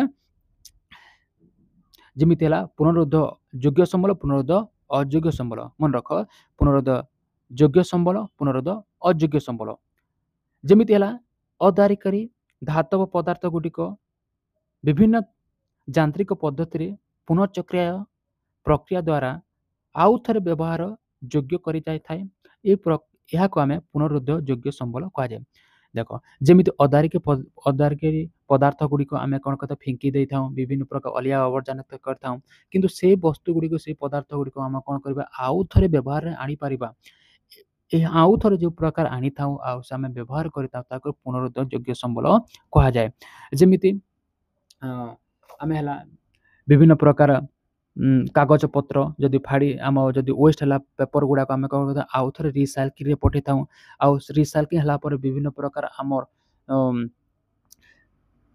କାଠର ବିଭିନ୍ନ ପ୍ରକାର ଆମର କ'ଣ ବାହାରିଥାଏ, ସେଥିରୁ ବିଭିନ୍ନ ପ୍ରକାର ଆଉ ଥରେ ଖାତା ବହି ଆସିଥାଏ ନା, ଆମେ ରିସାଇକ୍ଲିଂ କଲେ ସେଇଟା ବସ୍ତୁ ଗୁଡ଼ାକ ଆସିବ। ଯେମିତିକି ପଲିଥିନ୍ର ଏକ୍ଜାମ୍ପଲ୍ ହେଲା, ପଲିଥିନ୍କୁ ଆମେ ଆଉ ଥରେ ରିସାଇକ୍ଲିଂ କରି ବ୍ୟବହାର କରିପାରିବା। ଏସବୁ ଗୁଡ଼ାକ ପୁନରୁଦ୍ଧ ଯୋଗ୍ୟ ସମ୍ବଳ ଆସିପାରେ। ଯେମିତି ଭୂମି କ୍ଷୟ ହେଲେ ଆଉ ଥରେ ଆମେ ତାକୁ ଭରଣ କରିପାରିବା, ଆମେ ସେଟାକୁ ନବୀକରଣ ଯୋଗ୍ୟ ବା ପୁନରୁଦ୍ଧ ଯୋଗ୍ୟରେ ଆସିଥାଏ। ମୃତ୍ତିକା ହେଲା, ଭୂମି ହେଲା, ଲୁହା ହେଲା, ଆଲୁମିନିୟମ ହେଲା, ତମ୍ବା ହେଲା। ଯଦି ଲୁହାକୁ ଆମେ ଆଉ ଥରେ ଯଦି ତୁମ ଯଦି ପାଖରେ ଯଦି ସାଇକେଲଟି ଅଛି, ପୁରୁଣା ସାଇକେଲ ଅଛି, ତୁମେ ସେ ପୁରୁଣା ସାଇକେଲକୁ ପୁନରୁଦ୍ଧ ଯୋଗ୍ୟ ସମ୍ବଳ ଅନୁସାରେ ତୁମେ ରିସାଇକ୍ଲିଂ କରି ବିଭିନ୍ନ ପ୍ରକାର ତୁମେ ଯନ୍ତ୍ରପାତି କରି ବନେଇ ପାରିବ। ଆଲୁମିନିୟମ ହେଲା, ତମ୍ବା ହେଲା, ଏସବୁ ଗୁଡ଼ିକ ପୁନରୁଦ୍ଧ ଯୋଗ୍ୟ ସମ୍ବଳରେ ଆସିଥାଏ। ସେ ପୁନରୁଦ୍ଧ ଅଯୋଗ୍ୟ ସମ୍ବଳ ଗୁଡ଼ିକ କାହାକୁ କହିବା, ଯେଉଁ ନବୀକରଣ ଅଯୋଗ୍ୟ ସମ୍ବଳ ଗୁଡ଼ିକୁ ପୁନରୁଦ୍ଧ କରାଯାଇପାରିବ ନାହିଁ, ସେଗୁଡ଼ିକୁ ପୁନରୁଦ୍ଧ ଅଯୋଗ୍ୟ ସମ୍ବଳ କୁହାଯାଏ। ଯେଉଁଟାକି ଆମେ ଆଉ ଥରେ ରିସାଇକ୍ଲିଂ କରିପାରିବା ବା ଭରଣ କରିପାରିବା ନାହିଁ, ତାହାକୁ ଆମେ ପୁନରୁଦ୍ଧ ଅଯୋଗ୍ୟ ସମ୍ବଳ କୁହାଯାଏ। ଯେମିତି ପେଟ୍ରୋଲିୟମ, କୋଇଲା, ଖଣିଜ ପଦାର୍ଥ, ସୁନା, ରୂପା ସବୁ ଗୁଡ଼ାକ ଆମେ ପୁନରୁଦ୍ଧ ଅଯୋଗ୍ୟ ସମ୍ବଳରେ ଆସିଥାଏ। ତାପରେ ଦେଖିବା ବଣ୍ଟନ ବା ବିତରଣ ଅନୁସାରେ ସମ୍ବଳକୁ ଦୁଇ ଭାଗରେ ବିଭକ୍ତ କରାଯାଇଛି। ସର୍ବତ ସୁଲଭ ସମ୍ବଳ ଓ ସ୍ଥାନୀୟ ସମ୍ବଳ କୁହାଯାଏ। ସର୍ବତ ସମ୍ବଳ ସୁଲଭ କହିଲେ କ'ଣ ବୁଝିବା, ଯେଉଁ ସମ୍ବଳ ଗୁଡ଼ିକ ଭୂପୃଷ୍ଠରେ ସବୁଠାରେ ମିଳିଥାଏ ସେଗୁଡ଼ିକୁ ସର୍ବତ ସୁଲଭ ସମ୍ବଳ କୁହାଯାଏ। ପିଲାମାନେ, ଯେଉଁ ସମ୍ବଳ ଗୁଡ଼ିକ ସବୁ ଜାଗାରେ ମିଳିବ, ଯଦି ମୁଁ ଲଣ୍ଡନକୁ ଯିବି, ଇଂଲଣ୍ଡକୁ ଯିବି, ସେ ସୂର୍ଯ୍ୟ ରେଖା ଦେଖିବି, ସେ ଚନ୍ଦ୍ର ରେଖା ଦେଖିବି, ସେ ପବନ ପାଇବି, ସେ ଭୂମି ରେଖା ପାଇବି। ଏସବୁ ଗୁଡ଼ିକ ଯେଉଁ ସମ୍ବଳ ଗୁଡ଼ିକ ଆମେ ସବୁ ଜାଗାରେ ମିଳିପାରିବ ତାକୁ ଆମେ ସର୍ବତ ସୁଲଭ ସମ୍ବଳ କୁହାଯାଏ। ସ୍ଥାନୀୟ ସମ୍ବଳ କହିଲେ ଯେ କାହାକୁ କହିବା, ଯେଉଁ ସମ୍ବଳ ଗୁଡ଼ିକ ଭୂପୃଷ୍ଠରେ କେତେକ ନିର୍ଦ୍ଦିଷ୍ଟ ସ୍ଥାନରେ ସୀମିତ ଭାବରେ ମିଳିଥାଏ ସେଗୁଡ଼ିକୁ ସ୍ଥାନୀୟ ସମ୍ବଳ ଭାବେ କୁହାଯାଏ। ଯେମିତି ଏକ ନିର୍ଦ୍ଦିଷ୍ଟ ସ୍ଥାନରେ ମିଳିବ, ସବୁ ଜାଗାରେ କୋଇଲା ମିଳିବ କି, ସବୁ ଜାଗାରେ ସୁନା ମିଳିବ କି, ସବୁ ଜାଗାରେ ରୂପା ମିଳିବ କି, ସବୁ ଜାଗାରେ ପେଟ୍ରୋଲିୟମ ମିଳିବ କି, ସବୁ ଜାଗାରେ ବିଭିନ୍ନ ପ୍ରକାର ଖଣିଜ ପଦାର୍ଥ ମିଳିବ କି? ନାହିଁ। ଯଦି ସବୁ ଜାଗାରେ ଖଣିଜ ପଦାର୍ଥ, ସବୁ ଜାଗାରେ ସୁନା, ସବୁ ଜାଗାରେ ରୂପା ହେଲେ ସବୁ ଦେଶ ସମୃଦ୍ଧ ହେଇଯାଇଥାଏ, ସବୁ ଦେଶ ବଡ଼ ଦେଶ, ସବୁ ଦେଶ ବିକଶିତ ଦେଶ ହୋଇଥାନ୍ତା। ସବୁ ପାଖରେ ଗୋଟେ ନିର୍ଦ୍ଦିଷ୍ଟ ଅଞ୍ଚଳରେ ମିଳିଥାଏ। ଏହି ପ୍ରକାର ଯେଉଁ ନିର୍ଦ୍ଦିଷ୍ଟ ଜାଗାରେ ମିଳିଥାଏ ତାକୁ ସ୍ଥାନୀୟ ସମ୍ବଳରେ ଅନ୍ତର୍ଭୁକ୍ତ ଅଛି। ନେକ୍ସଟ ଯିବା ଯେମିତି ବିକଶିତର ସମ୍ବଳ। ମନେ ରଖ ବହୁତ ଇମ୍ପୋର୍ଟାଣ୍ଟ ଏଥିରୁ ଏକା କୋଶ୍ଚିନ୍ ଗୁଡ଼ାକ ଆସେ। ପିଲାମାନେ ବହୁତ କନଫ୍ୟୁଜ ଥାନ୍ତି। ଗଚ୍ଛିତ ସମ୍ବଳ କ'ଣ, ସମ୍ବଳର ଭଣ୍ଡାର, ବିକଶିତ ସମ୍ବଳ କ'ଣ, ସଂରକ୍ଷିତ ସମ୍ବଳ। ଦେଖ ବିକଶିତର ଅନୁସାରେ ଆମେ ସମ୍ବଳକୁ ଚାରି ଭାଗରେ ବିଭକ୍ତ: ଗଚ୍ଛିତ ସମ୍ବଳ, ସମ୍ବଳ ଭଣ୍ଡାର, ବିକଶିତ ସମ୍ବଳ, ସଂରକ୍ଷିତ ସମ୍ବଳ। ଗଚ୍ଛିତ ସମ୍ବଳ କାହାକୁ କହିବା? ଯେଉଁ ସମ୍ବଳ ଗୁଡ଼ିକ ପ୍ରାକୃତିକ ଗ୍ରନ୍ଥାଗାରରେ ଅବ୍ୟବହୃତ ଅବସ୍ଥାରେ ରହିଅଛି ତାକୁ ପ୍ରଚ୍ଛନ୍ନ ବା ଗଚ୍ଛିତ ସମ୍ବଳ କୁହାଯାଏ। ଯେ ସମ୍ବଳକ ଅବ୍ୟବହାରରେ ଅଛି, ଆମେ ଯଦି ଆଜି ବି ବ୍ୟବହାର କରୁଛୁ କିନ୍ତୁ କମ ପରିମାଣରେ ସେ ବସ୍ତୁ ଗୁଡ଼ିକୁ ଆମେ ସେ ସମ୍ବଳ ଗୁଡ଼ିକୁ ବ୍ୟବହାର କରୁଛୁ। ଯେମିତି ସୌରଶକ୍ତି ପୁରାପୁରି ଭାବରେ ବ୍ୟବହାର କରୁଛୁ କି? ସୌରଶକ୍ତିକୁ ଆମେ ପୁରାପୁରି ବ୍ୟବହାର ନେଇକି ଆମେ ନୀତିଦିନିଆ ଜୀବନରେ ବ୍ୟବହାର କରୁଛୁ କି ନା? ସୌରଶକ୍ତି ଆମେ କିଛି ମାତ୍ରାରେ ବ୍ୟବହାର କରୁଛୁ, କିଛି ଅଞ୍ଚଳରେ ବ୍ୟବହାର କରୁଛୁ, କିନ୍ତୁ ପୁରାପୁରି ବ୍ୟବହାର କରୁଛୁ କି ନାହିଁ। କିନ୍ତୁ ସେ ଜାଣିଛେ ଯେ ସେଇଟା ଗୋଟେ ଆମେ ଗଚ୍ଛିତ ଅବସ୍ଥାରେ ଦିନେ ନା ଦିନେ ସେ କ'ଣ ହବ, ଆମକୁ କ'ଣ କରିବ, ସେଥିରୁ ଆମେ ଲାଭବାନ ହେଇପାରିବା। କିନ୍ତୁ ଏହି ପ୍ରକାର ସମ୍ବଳକୁ, ଯେଉଁ ସମ୍ବଳକୁ ଆମେ ଆମ ପାଖରେ ବର୍ତ୍ତମାନ ସେଟା ଉପଭୋଗରେ ଆସିପାରୁନି, ଅବ୍ୟବହୃତ ଆସୁଛି, ଜାଣିଛେ ସେଥିରୁ ଆମେ ସମ୍ବଳକୁ ଆମେ ବ୍ୟବହାର କରିବା ବା ଏକ୍ସଟ୍ରାକ୍ଟ କରିପାରିବା, ଏହି ପ୍ରକାର ସମ୍ବଳକୁ କୁହାଯାଏ ଗଚ୍ଛିତ ସମ୍ବଳ କୁହାଯାଏ। ଯେମିତି ଗୁଜରାଟ ଓ ରାଜସ୍ଥାନରେ ପ୍ରଚୁର ପରିମାଣରେ କ'ଣ ଅଛି? ସୌରଶକ୍ତି ଏବଂ ପବନ ଶକ୍ତି ଓ ସମୁଦ୍ର ତଳେ ଥିବା ଖଣିଜ ପଦାର୍ଥ। ଜାଣିଛେ ସମୁଦ୍ର ତଳେ ବିଭିନ୍ନ ପ୍ରକାର ଖଣିଜ ପଦାର୍ଥ ରହିଛି। ମାଙ୍ଗାନିଜଟା ରହିଅଛି।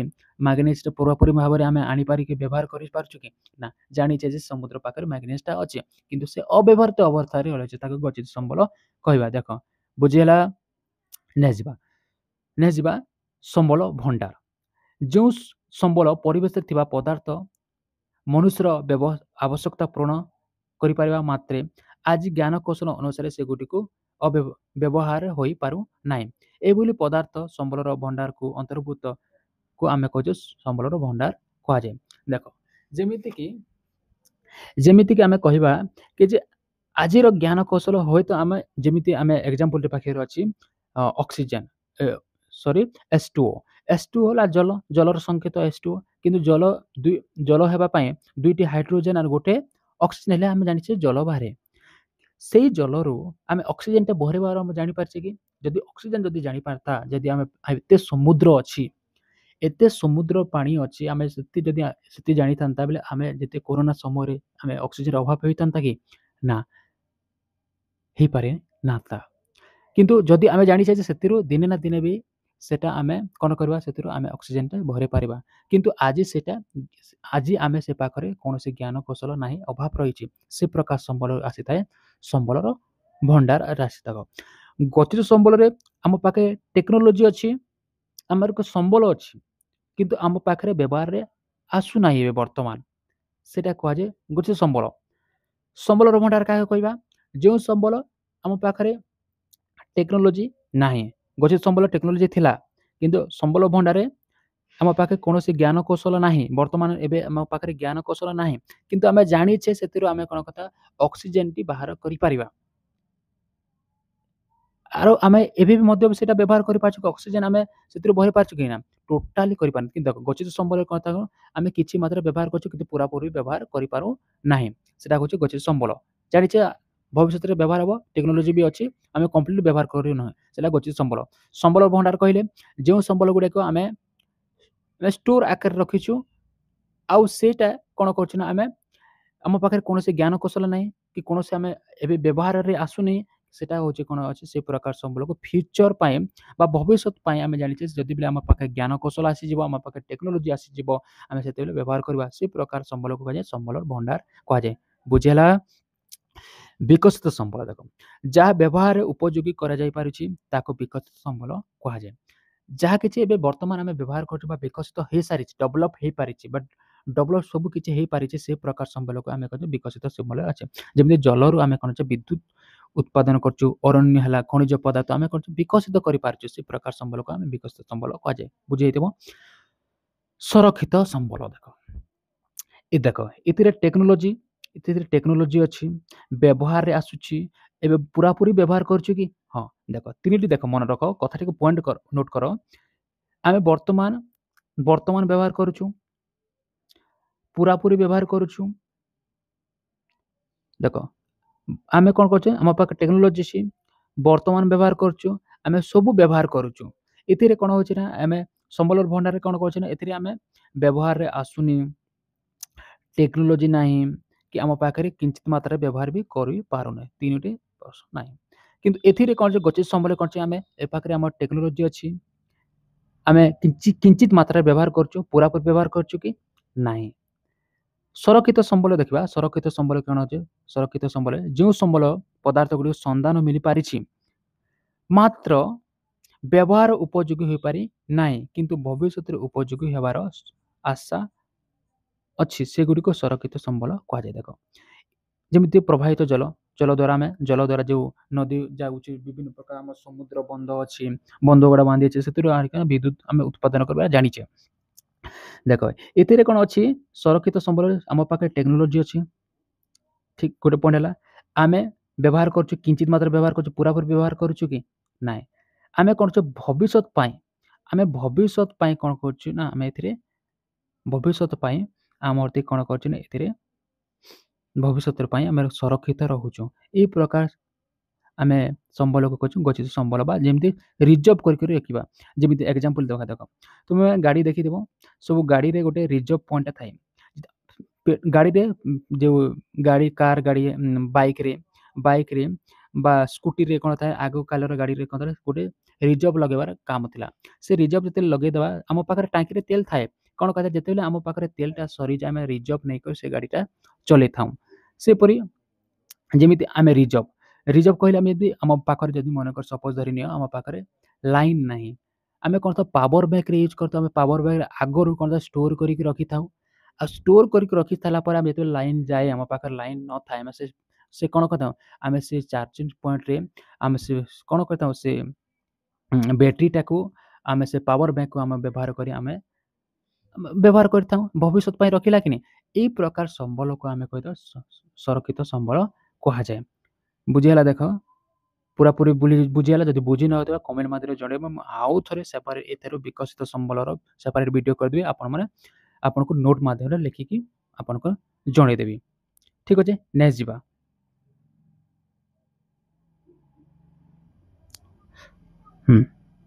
ମାଲିକାନା ଦୃଷ୍ଟିକୋଣ ଆମେ ସମ୍ବଳକୁ ଚାରି ଭାଗରେ ବିଭକ୍ତ କରିଅଛେ ବ୍ୟକ୍ତିଗତ ସମ୍ବଳ ଗୋଷ୍ଠୀଗତ ସମ୍ବଳ ଅନ୍ତର୍ଜାତିକ ସମ୍ବଳ ଜାତୀୟ ସମ୍ବଳ ବ୍ୟକ୍ତିଗତ ସମ୍ବଳ କହିଲେ କ'ଣ ବୁଝିବା ଯେଉଁ ସମ୍ବଳକୁ ନିଜସ୍ୱ ଅଧିକାରରେ ରହିଅଛି ତାକୁ ବ୍ୟକ୍ତିଗତ ସମ୍ବଳ କୁହାଯାଏ ମୋ ପାଖରେ ପେନ୍ ଅଛି ମୋ ପାଖରେ କାର୍ ଅଛି ମୋ ପାଖରେ ବାଇକ୍ ଅଛି ମୋ ପାଖରେ ସାଇକେଲ ଅଛି ଏସବୁ ଗୁଡ଼ିକ ନିଜସ୍ୱ ବ୍ୟକ୍ତିଗତ ସମ୍ପତ୍ତି ଏ ବ୍ୟକ୍ତିଗତ ସମ୍ପତ୍ତିକୁ କୁହାଯାଏ ଆମେ ବ୍ୟକ୍ତିଗତ ସମ୍ବଳ କୁହାଯାଏ ଯେମିତି ଚାଷ ଜମି ନିଜର ଅଛି ଗୃହ ଅଛି ରୋପଣ ବୃକ୍ଷ ଅଛି ପୁଷ୍ପକିଣୀ ଅଛି କୂପ ଅଛି ଏସବୁ ଗୁଡ଼ାକ ଅଛି ବ୍ୟକ୍ତିଗତ ସମ୍ବଳ କୁହାଯାଏ ଗୋଷ୍ଠୀଗତ ସମ୍ବଳ କହିଲେ କ'ଣ ବୁଝ ପିଲାମାନେ କୌଣସି ଗୋଷ୍ଠୀର ସମସ୍ତ ବ୍ୟକ୍ତିଙ୍କର ସମୂହର ମାଲିକାନା ଥିବା ସ୍ଥାବର ବା ଅସ୍ଥାବର ସମ୍ପତ୍ତିକୁ ଗୋଷ୍ଠୀଗତ ସମ୍ବଳ କୁହାଯାଏ ଯେମିତି ଗୋଟେ ମୁଷ୍ଟିମୟ ବା ଗୋଷ୍ଠୀ ଆଗରେ ଗୋଟେ ଯେଉଁ ସମୂହରେ ସମ୍ବଳ ଗୁଡ଼ିକ ଥାଏ ତାକୁ ଗୋଷ୍ଠୀଗତ ସମ୍ବଳ କୁହାଯାଏ ଯେମିତି ଚାରଣ ଭୂମି ଗୋଚାରଣ ଭୂମି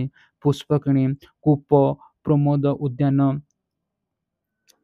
ତାପରେ ଏସବୁ ଗୁଡ଼ାକ ଗୋଷ୍ଠୀଗତ ସମ୍ବଳ ତମେ ଦେଖୁଥିବ ଆଜ୍ଞା ଏଠାରେ ଲେଖା ହେଇଛି କୂପ ଏଠାରେ କୂପ ଲେଖିଛି କେମିତି ଲେଖିଦେଲ ଆପଣ ତ କହିଥିଲେ ବ୍ୟକ୍ତିଗତ ସମ୍ବଳ ଏଇଟା ଗୋଷ୍ଠୀଗତ ସମ୍ବଳ ଦେଖ ତମେ ନିଜେ ତିଆରି କରିଥିବା ଗୋଟେ କୂପ ସେଟା ହେଉଛି ବ୍ୟକ୍ତିଗତ ସମ୍ବଳ କିଛି ଜଣ ମିଶିକି ତମେ କ'ଣ ତିଆରି କରିଥିବ ଗୋଟେ କୂପ ତିଆରି କରିଥିବ ସେଟା କୁହାଯାଏ ଆମେ ଗୋଷ୍ଠୀଗତ ସମ୍ବଳ ଯେ ଗୋଷ୍ଠୀଗତ କହିଲେ ଯେଉଁ ସମୂହର ଲୋକମାନେ ବ୍ୟବହାର କରୁଥିବେ ତା ଗୋଷ୍ଠୀଗତ ସମ୍ବଳରେ ଆସିବ ବୁଝିଲା ତ ବ୍ୟକ୍ତିଗତ ସମ୍ବଳ କହିଲେ ଗୋଟେ ମାନେ ଗୋଟେ ବ୍ୟକ୍ତି ପାଖରେ ନ୍ୟସ୍ତ ଥାଏ ଗୋଷ୍ଠୀଗତ ସମ୍ବଳ କହିଲେ ମୁଷ୍ଟିମୟ ଲୋକମାନଙ୍କ ବା ଗୋଷ୍ଠୀଗତ ଲୋକମାନଙ୍କ ପାଖରେ ସେ ସମ୍ବଳଟି ଅନ୍ତର୍ଭୁକ୍ତ ଥାଏ ଆଉ ସେ ସମ୍ବଳକୁ ସେ ବ୍ୟବହାର କରିଥାନ୍ତି ବୁଝିବା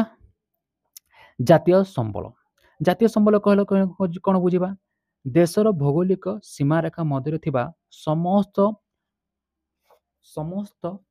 ପ୍ରାକୃତିକ ସମ୍ବଳ ସାଂସ୍କୃତିକ ସମ୍ବଳ ମାନବ ସମ୍ବଳ ଇତ୍ୟାଦିକୁ ଜାତୀୟ ସମ୍ବଳ କୁହାଯାଏ ଦେଖ ଆମେ ପ୍ରକୃତି ଅନୁସାରେ ସମ୍ବଳକୁ ଆମେ ତିନି ଭାଗରେ ବିଭକ୍ତ କରିଛେ ସାଂସ୍କୃତିକ ସମ୍ବଳ ପ୍ରାକୃତିକ ସମ୍ବଳ ମାନବ ସମ୍ବଳ ଏହି ସବୁକୁ ମିଶିଦେଲେ ସେଟା ହୁଏ ଜାତୀୟ ସମ୍ବଳ ଯେମିତି ରାସ୍ତାଘାଟ କେନାଲ ରେଳପଥ ଖଣିଜ ପଦାର୍ଥ ଜଳ ଅରଣ୍ୟ, ବନ୍ୟପ୍ରାଣୀ ଏସବୁ ଗୁଡ଼ାକ ପିଲାମାନେ ଜାଣିଥାଅ ଏସବୁ ଗୁଡ଼ିକ ଜାତୀୟ ସମ୍ପଳରେ ଅନ୍ତର୍ଭୁକ୍ତ।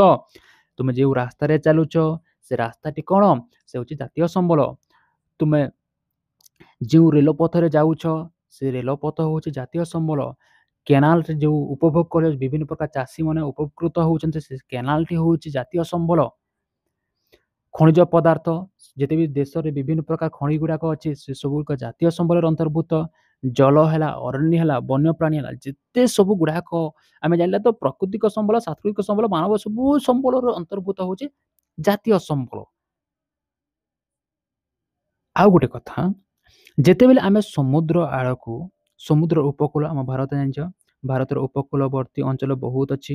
ଆମେ ଉପକୂଳବର୍ତ୍ତୀ ଅଞ୍ଚଳକୁ ଯେତେବେଳେ ଯିବା ତାର କେତେ ନଟିକାଲ ମାଇଲ? 12 nautical mile. ଯଦି ଆମେ ସମୁଦ୍ରର ଉପକୂଳରୁ 12 ନଟିକାଲ ପର୍ଯ୍ୟନ୍ତ ଜାତୀୟ ସମ୍ବଳର ଅନ୍ତର୍ଭୁକ୍ତ। ଯଦି 12 ନଟିକାଲ ମାଇଲରେ ଯଦି ଆମେ ତାକୁ କନଭର୍ଟ କରିବା କିଲୋମିଟର ବେଲେ 22.2 କିଲୋମିଟର ହେବ।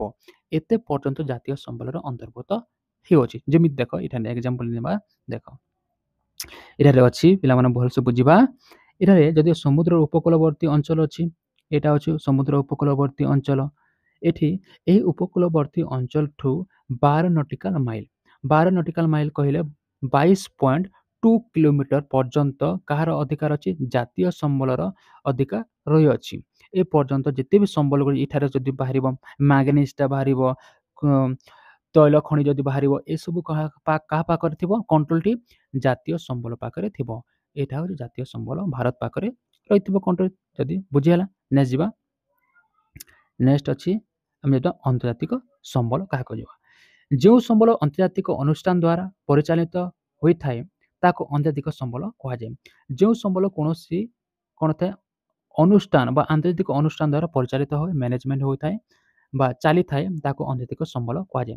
ଯେମିତି ଦେଖିବା ଯେ ସମୁଦ୍ରର ଉପକୂଳ ଅନ୍ୟାନ୍ୟ ଅର୍ଥନୈତିକ ଅଞ୍ଚଳ ବା ଏକ୍ସକ୍ଲୁସିଭ ଇକୋନୋମି ଜୋନ୍ ଅର୍ଥାତ୍ 200 ନଟିକାଲ ମାଇଲ ବା 370 କିଲୋମିଟରର ପରବର୍ତ୍ତୀ ଅଞ୍ଚଳରେ ଥିବା ସାମୁଦ୍ରିକ ସମ୍ବଳ ଏକ ଏହାର ଅନ୍ତର୍ଭୁକ୍ତ।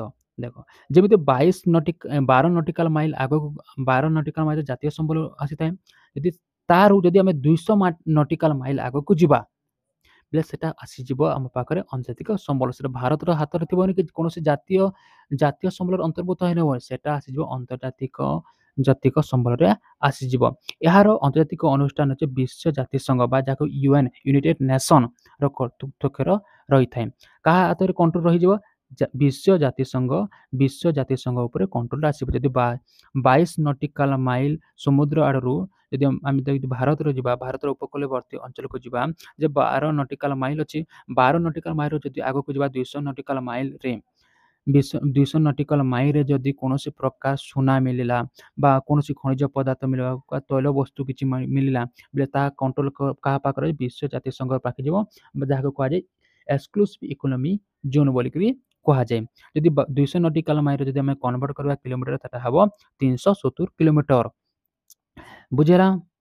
ଦେଖ ବ୍ୟକ୍ତିଗତ ସମ୍ବଳ ଗୋଟେ ବ୍ୟକ୍ତି ପାଖରେ ଥିବ, ଗୋଷ୍ଠୀଗତ କୌଣସି ଗୋଷ୍ଠୀ ପାଖରେ ଥିବ, ଜାତୀୟ ସମ୍ବଳ ଦେଶ ପାଖରେ ଯେଉଁ ସମ୍ବଳ ଗୁଡ଼ିକ ଥିବ ବା ତାକୁ ଆମେ ଦେଶ ଭିତରେ ଆଉ ସମୁଦ୍ର କେତେ କିଲୋମିଟର ଥିବା? 22.2 କିଲୋମିଟର ତକ ଆମେ କେଉଁ ସମ୍ବଳ ଅନ୍ତର୍ଭୁକ୍ତ ବା ଜାତୀୟ ସମ୍ବଳ।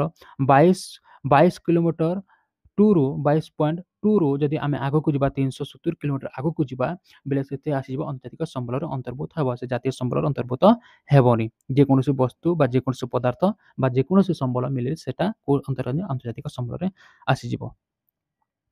ଯେମିତି ଭାରତର ମହାସାଗରରେ EEZ ବା ଏକ୍ସକ୍ଲୁସିଭ ଇକୋନୋମି ଜୋନ୍ ଅଞ୍ଚଳରୁ ଭାରତକୁ ମ୍ୟାଙ୍ଗନିଜ ପିଣ୍ଡ ମିଳିଅଛି। ଅଧିକାର ମିଳିଛି ଯେ ଏକ୍ସକ୍ଲୁସିଭ ଜୋନ୍ରୁ ଆମେ ଦେଖିଲା ଯେ କେଉଁଟା ମିଳୁଛି ଭାରତକୁ କେଉଁ ସମ୍ବଳର ଅନ୍ତର୍ଭୁକ୍ତ ମିଳିପାରୁଛି? ମ୍ୟାଙ୍ଗନିଜଟା ଖଣି ମିଳୁଛି। ଦେଖ ଏଠାରେ ଆମେ ଜାଣିଲା ଏସବୁ ଗୁଡ଼ାକ। ଦେଖ ଏଠାରେ ଲେଖା ହେଇଛି ଯେ ଯେତେବେଳେ ଆମେ 22 ଏଠାରେ ଦେଖିଲା 22.2 କିଲୋମିଟର ଆଗକୁ ଯଦି ଯିବା ବେଲେ ଆମକୁ ମିଳିଲା ଜାତୀୟ ସମ୍ବଳ। ଆଉ ଯଦି ଆମେ ଆଗକୁ ଯିବା 200 ନଟିକାଲ ମାଇଲ ଆଗକୁ ଯିବା ଆନ୍ତର୍ଜାତିକ ରିସୋର୍ସେସରେ ଆସିଯିବ ସେ।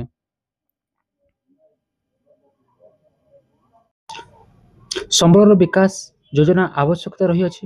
କାରଣ ବା କାହିଁକି ଆମେ ଯଦି ଦେଖିବା ପିଲାମାନେ ସମ୍ବଳର ଅବିଚାରିତ ତଥା ଅନାବଶ୍ୟକତ ବ୍ୟବହୃତ ହେଉଛି। ଦେଖ ଅବିଚାରିତ କହିଲେ ସବୁ ଜାଗାରେ ସମାନ ପିଲାମାନେ କ'ଣ ହେଉଛି ଆମେ ସମ୍ବଳ ନାହିଁ। ଯଦି ଦେଖିବା ଯଦି ଏକ୍ଜାମ୍ପଲ ନେବା ପିଲାମାନେ ଯେ ରାଜସ୍ଥାନରେ ଯଦି ସମ୍ବଳ କୋଉ ସମ୍ବଳର ଅଭାବ ଦେଖାଯାଉଛି ଜଳ ସମ୍ବଳର ଅଭାବ ଦେଖାଯାଉଛି। ସେପରି ଯଦି ମୁଁ କହିବି ଅରୁଣାଚଳ ପ୍ରଦେଶରେ କୋଉ ସମ୍ବଳ ଅଧିକ ମାତ୍ରାରେ ମିଳୁଛି ଜଳ ସମ୍ବଳ ଅଧିକ ମିଳୁଛି। ଏସବୁକୁ ଆମେ ଗୋଟେ ଜାଗାରେ ସମ୍ବଳର ଅଭାବ ଆଉ ଗୋଟେ ଜାଗାରେ ସମ୍ବଳର ଭଣ୍ଡାର ପୁରୀ ଅଛି ଯୋଉଟା ଆମେ ସେଇଟାକୁ କାହା ମାଧ୍ୟମରେ ସଲ୍ଭ କରିବା ବା କାହା ଭାବରେ ଭଲ ଭାବରେ ବଣ୍ଟନ କରିବା ଆମେ ସମ୍ବଳର ଯୋଜନା ବିଷୟରେ କରିବା। ସେହିପରି ଆମେ କ'ଣ କରୁଛୁ ଆଉ ତାର ଅନାବଶ୍ୟକ ବ୍ୟବହାର କରୁଛୁ। ଆମେ ଯେତେ ଆବଶ୍ୟକତା ଅନୁସାରେ ବ୍ୟବହାର ନ କରି ଆମେ ଅଧିକ ମାତ୍ରାରେ ବ୍ୟବହାର କରୁଛୁ। ଯେତେବେଳେ ଆମେ ପାଣି ବ୍ୟବହାର କରୁଛୁ ଟ୍ୟାପଟାକୁ ଟ୍ୟାପଟାକୁ ମୋଡ଼ି ଦେଇକି ଆମେ ସବୁଆଡ଼େ ପଳଉଛୁ। ଘରରୁ ଯଦି ବାହାରକୁ ବାହାରିଲେ ଆମେ କ'ଣ କରୁ ଲାଇଟଟାକୁ ଜଲେଇକି ବାହାରୁଛୁ। ସେ ପ୍ରକାର ଆମେ ଯେଉଁ ଅନାବଶ୍ୟକ ଯୋଉ ବ୍ୟବହାର କରୁଛୁ ସମ୍ବଳକୁ ତାହା ପାଇଁ ମଧ୍ୟ କ'ଣ ଦରକାର ସମ୍ବଳର ବିକାଶ ଯୋଜନା ସମ୍ବଳର ବିକାଶ ଯୋଜନା ଆବଶ୍ୟକତା ରହିଛି। ତାପରେ ଅନିବାର୍ଯ୍ୟକର ସମ୍ବଳର ଉତ୍ତୋଳନ ଆମେ କ'ଣ କରୁଛୁ ପିଲାମାନେ ସବୁ ସମ୍ବଳକୁ ନିରନ୍ତର ଭାବରେ ମଣିଷମାନେ କ'ଣ କରୁଛନ୍ତି ନିଜର ଆବଶ୍ୟକତା ମେଟାଇବା ଯେତେ ପାରିଲେ ସେତେ କ'ଣ କରୁଛି ସେମାନେ କ'ଣ ଉତ୍ତୋଳନ କରୁଛନ୍ତି ବା ଖଣିମାନଙ୍କୁ ଖନନ କରି ଚାଲିଛନ୍ତି। ତେଣୁକରି ନିହାତି ସମ୍ବଳର ବିକାଶ ଯୋଜନା ରହିଛି। ଆଉ ଯୋଜନା କରିଦେଲେ ହେବନି ଆମକୁ ସମସ୍ୟା ଗୁଡ଼ିକ ଜାଣିବା ସମସ୍ୟା ଜାଣିଲେ ଆମେ ସେ ଅନୁସାରେ ଯୋଜନା କରିବା। ଆମେ ଯଦି ପ୍ରୋବ୍ଲେମଟା ଜାଣିବା ତାହେଲେ ଆମେ ସେ ଅନୁସାରେ ପ୍ଲାନିଂଟା କରିବା ନା। ତେଣୁକରି ଆମେ ସମସ୍ୟାକୁ ପ୍ରଥମେ ଦେଖିବା। ପ୍ରଥମ ସମସ୍ୟା ଗୁଡ଼ିକ ରହିଛି ଦେଖ ସାମାଜିକ ସମସ୍ୟା ଅର୍ଥନୈତିକ ସମସ୍ୟା ପରିବେଶ ଜନିତ ସମସ୍ୟା ମୃତ୍ତିକା କ୍ଷୟ ଓ ଗଛିତ ସମ୍ବଳ ଦ୍ରୁତ ଗତିରେ ହ୍ରାସ। ପ୍ରଥମେ ପଢ଼ିବା ଆମେ ସାମାଜିକ ସମସ୍ୟା। ଦେଖ ସାମାଜିକ ସମସ୍ୟା କହିଲେ କ'ଣ ପିଲାମାନେ ଯେତେବେଳେ ବର୍ଦ୍ଧିତ ଜନସଂଖ୍ୟା ତଥା ଜୀବନ ଧାରଣ ମାନରେ ପରିବର୍ତ୍ତନ ଯୋଗୁଁ ବିଭିନ୍ନ ପ୍ରାକୃତିକ ସମ୍ବଳ ଚାହିଦା ବୃଦ୍ଧି ପାଇବାରେ ଲାଗିଛି ଫଳରେ ବିଭିନ୍ନ ସମ୍ବଳ ପରିମାଣରେ ହେତୁକ ହ୍ରାସ ପରିଲକ୍ଷିତ ହେଉଛି। ଯେତେ ଜନସଂଖ୍ୟା ବଢ଼ିବ ସେତେ ତାଙ୍କର ଇଚ୍ଛା ବଢ଼ିବ ସବୁ ସମ୍ବଳକୁ ବ୍ୟବହାର କରିବାର। ଯେମିତି ଦେଖ ଯଦି ଏକ୍ଜାମ୍ପଲ ନେବା ଯଦି ତୁମ ଘରରେ ଗୋଟେ ଜଣ ଅଛ ବୋଲେ ସେଥିରେ ତମେ ଗୋଟେ ମୋବାଇଲ ବା ଗୋଟେ ସାଇକେଲ ବା ଗୋଟେ ବାଇକ୍ ସାଇକେଲ ବ୍ୟବହାର କରୁଛ। ଯଦି ତମ ଘରରେ 5 ଜଣ ଲୋକ ଅଛ ହେଲେ ତମେ କ'ଣ ସେ 5 ଜଣ ପାଇଁ 5ଟି ସାଇକେଲ ଦରକାର 5ଟି ମୋବାଇଲ ଦରକାର ପଡୁଛି 5ଟା ଟେବୁଲ ଦରକାର ପଡୁଛି ପଢିବା ପାଇଁ। ସେପରି ମନୁଷ୍ୟ କ'ଣ କରୁଛି ନା ତାର ପ୍ରକୃତର ଗ୍ରନ୍ଥାଗାରରୁ କ'ଣ ଅଛି ବିଭିନ୍ନ ପ୍ରକାର ସମ୍ବଳକୁ ତାର ଯେହେତୁ ମନୁଷ୍ୟ କ'ଣ କରୁଛି ତାର ଦ୍ରୁତ ଗତିରେ ଜନସଂଖ୍ୟା ବୃଦ୍ଧି ହେଉଛି ତେଣୁକରି ସେ ତାର ଚାହିଦା ମେଣ୍ଟାଇବା ପାଇଁ କ'ଣ ସେ ସମ୍ବଳକୁ ସେ ବ୍ୟବହାର କରିବାରେ ଲାଗୁଛି। ଏ ମଧ୍ୟ ସାମାଜିକ ସମସ୍ୟା ରହିଛି। ଏ ସମସ୍ୟାକୁ ଦୂର କରିବାକୁ ହେଲେ ଆମେ ସମ୍ବଳର କ'ଣ କରିବାକୁ ପଡ଼ିବ ବିକାଶ ଯୋଜନା କରିବାକୁ ପଡ଼ିବ। ଏ ଗୋଟେ ଇମ୍ପୋର୍ଟାଣ୍ଟ ରହିଲା ପିଲାମାନେ। ନେକ୍ସଟ ଦେଖିବା ଆର୍ଥନୈତିକ ସମସ୍ୟା ସମ୍ବଳର ଅହରର ବିଷମତା ଯୋଗୁଁ କେତେକ ମୁଷ୍ଟିମେୟ ବ୍ୟକ୍ତି ପାଖରେ ଏହା ଜମା ହୋଇ ରହିଅଛି ଫଳରେ ଧନୀ ଦରିଦ୍ର ଭେଦଭାବ ସୃଷ୍ଟି ହେବାର ସମାଜର ଦୁଇଟି ସ୍ପଷ୍ଟ ଶ୍ରେଣୀ ବିଭକ୍ତ ହୋଇଅଛି। ଦେଖ ଯେତେବେଳେ ପିଲାମାନେ କ'ଣ କରୁଛନ୍ତି ଆମେ ସମ୍ବଳ ଯଦି ଦେଖ ଆର୍ଥନୈତିକ ସମସ୍ୟା ଦେଖ ସମ୍ବଳକୁ ନେଇ ଦେଖ ଯାହା ପାଖରେ ଆମର କ'ଣ ହେଉଛି ପଇସା ଥିବ ବା ଟଙ୍କା ଥିବ ସେ କ'ଣ କରିବ ପିଲାମାନେ ତାର ଚାହିଦାକୁ ମେଣ୍ଟେଇ ପାରିବ ତାର ସେ ସବୁ କିଛି କିଣି ପାରିବ।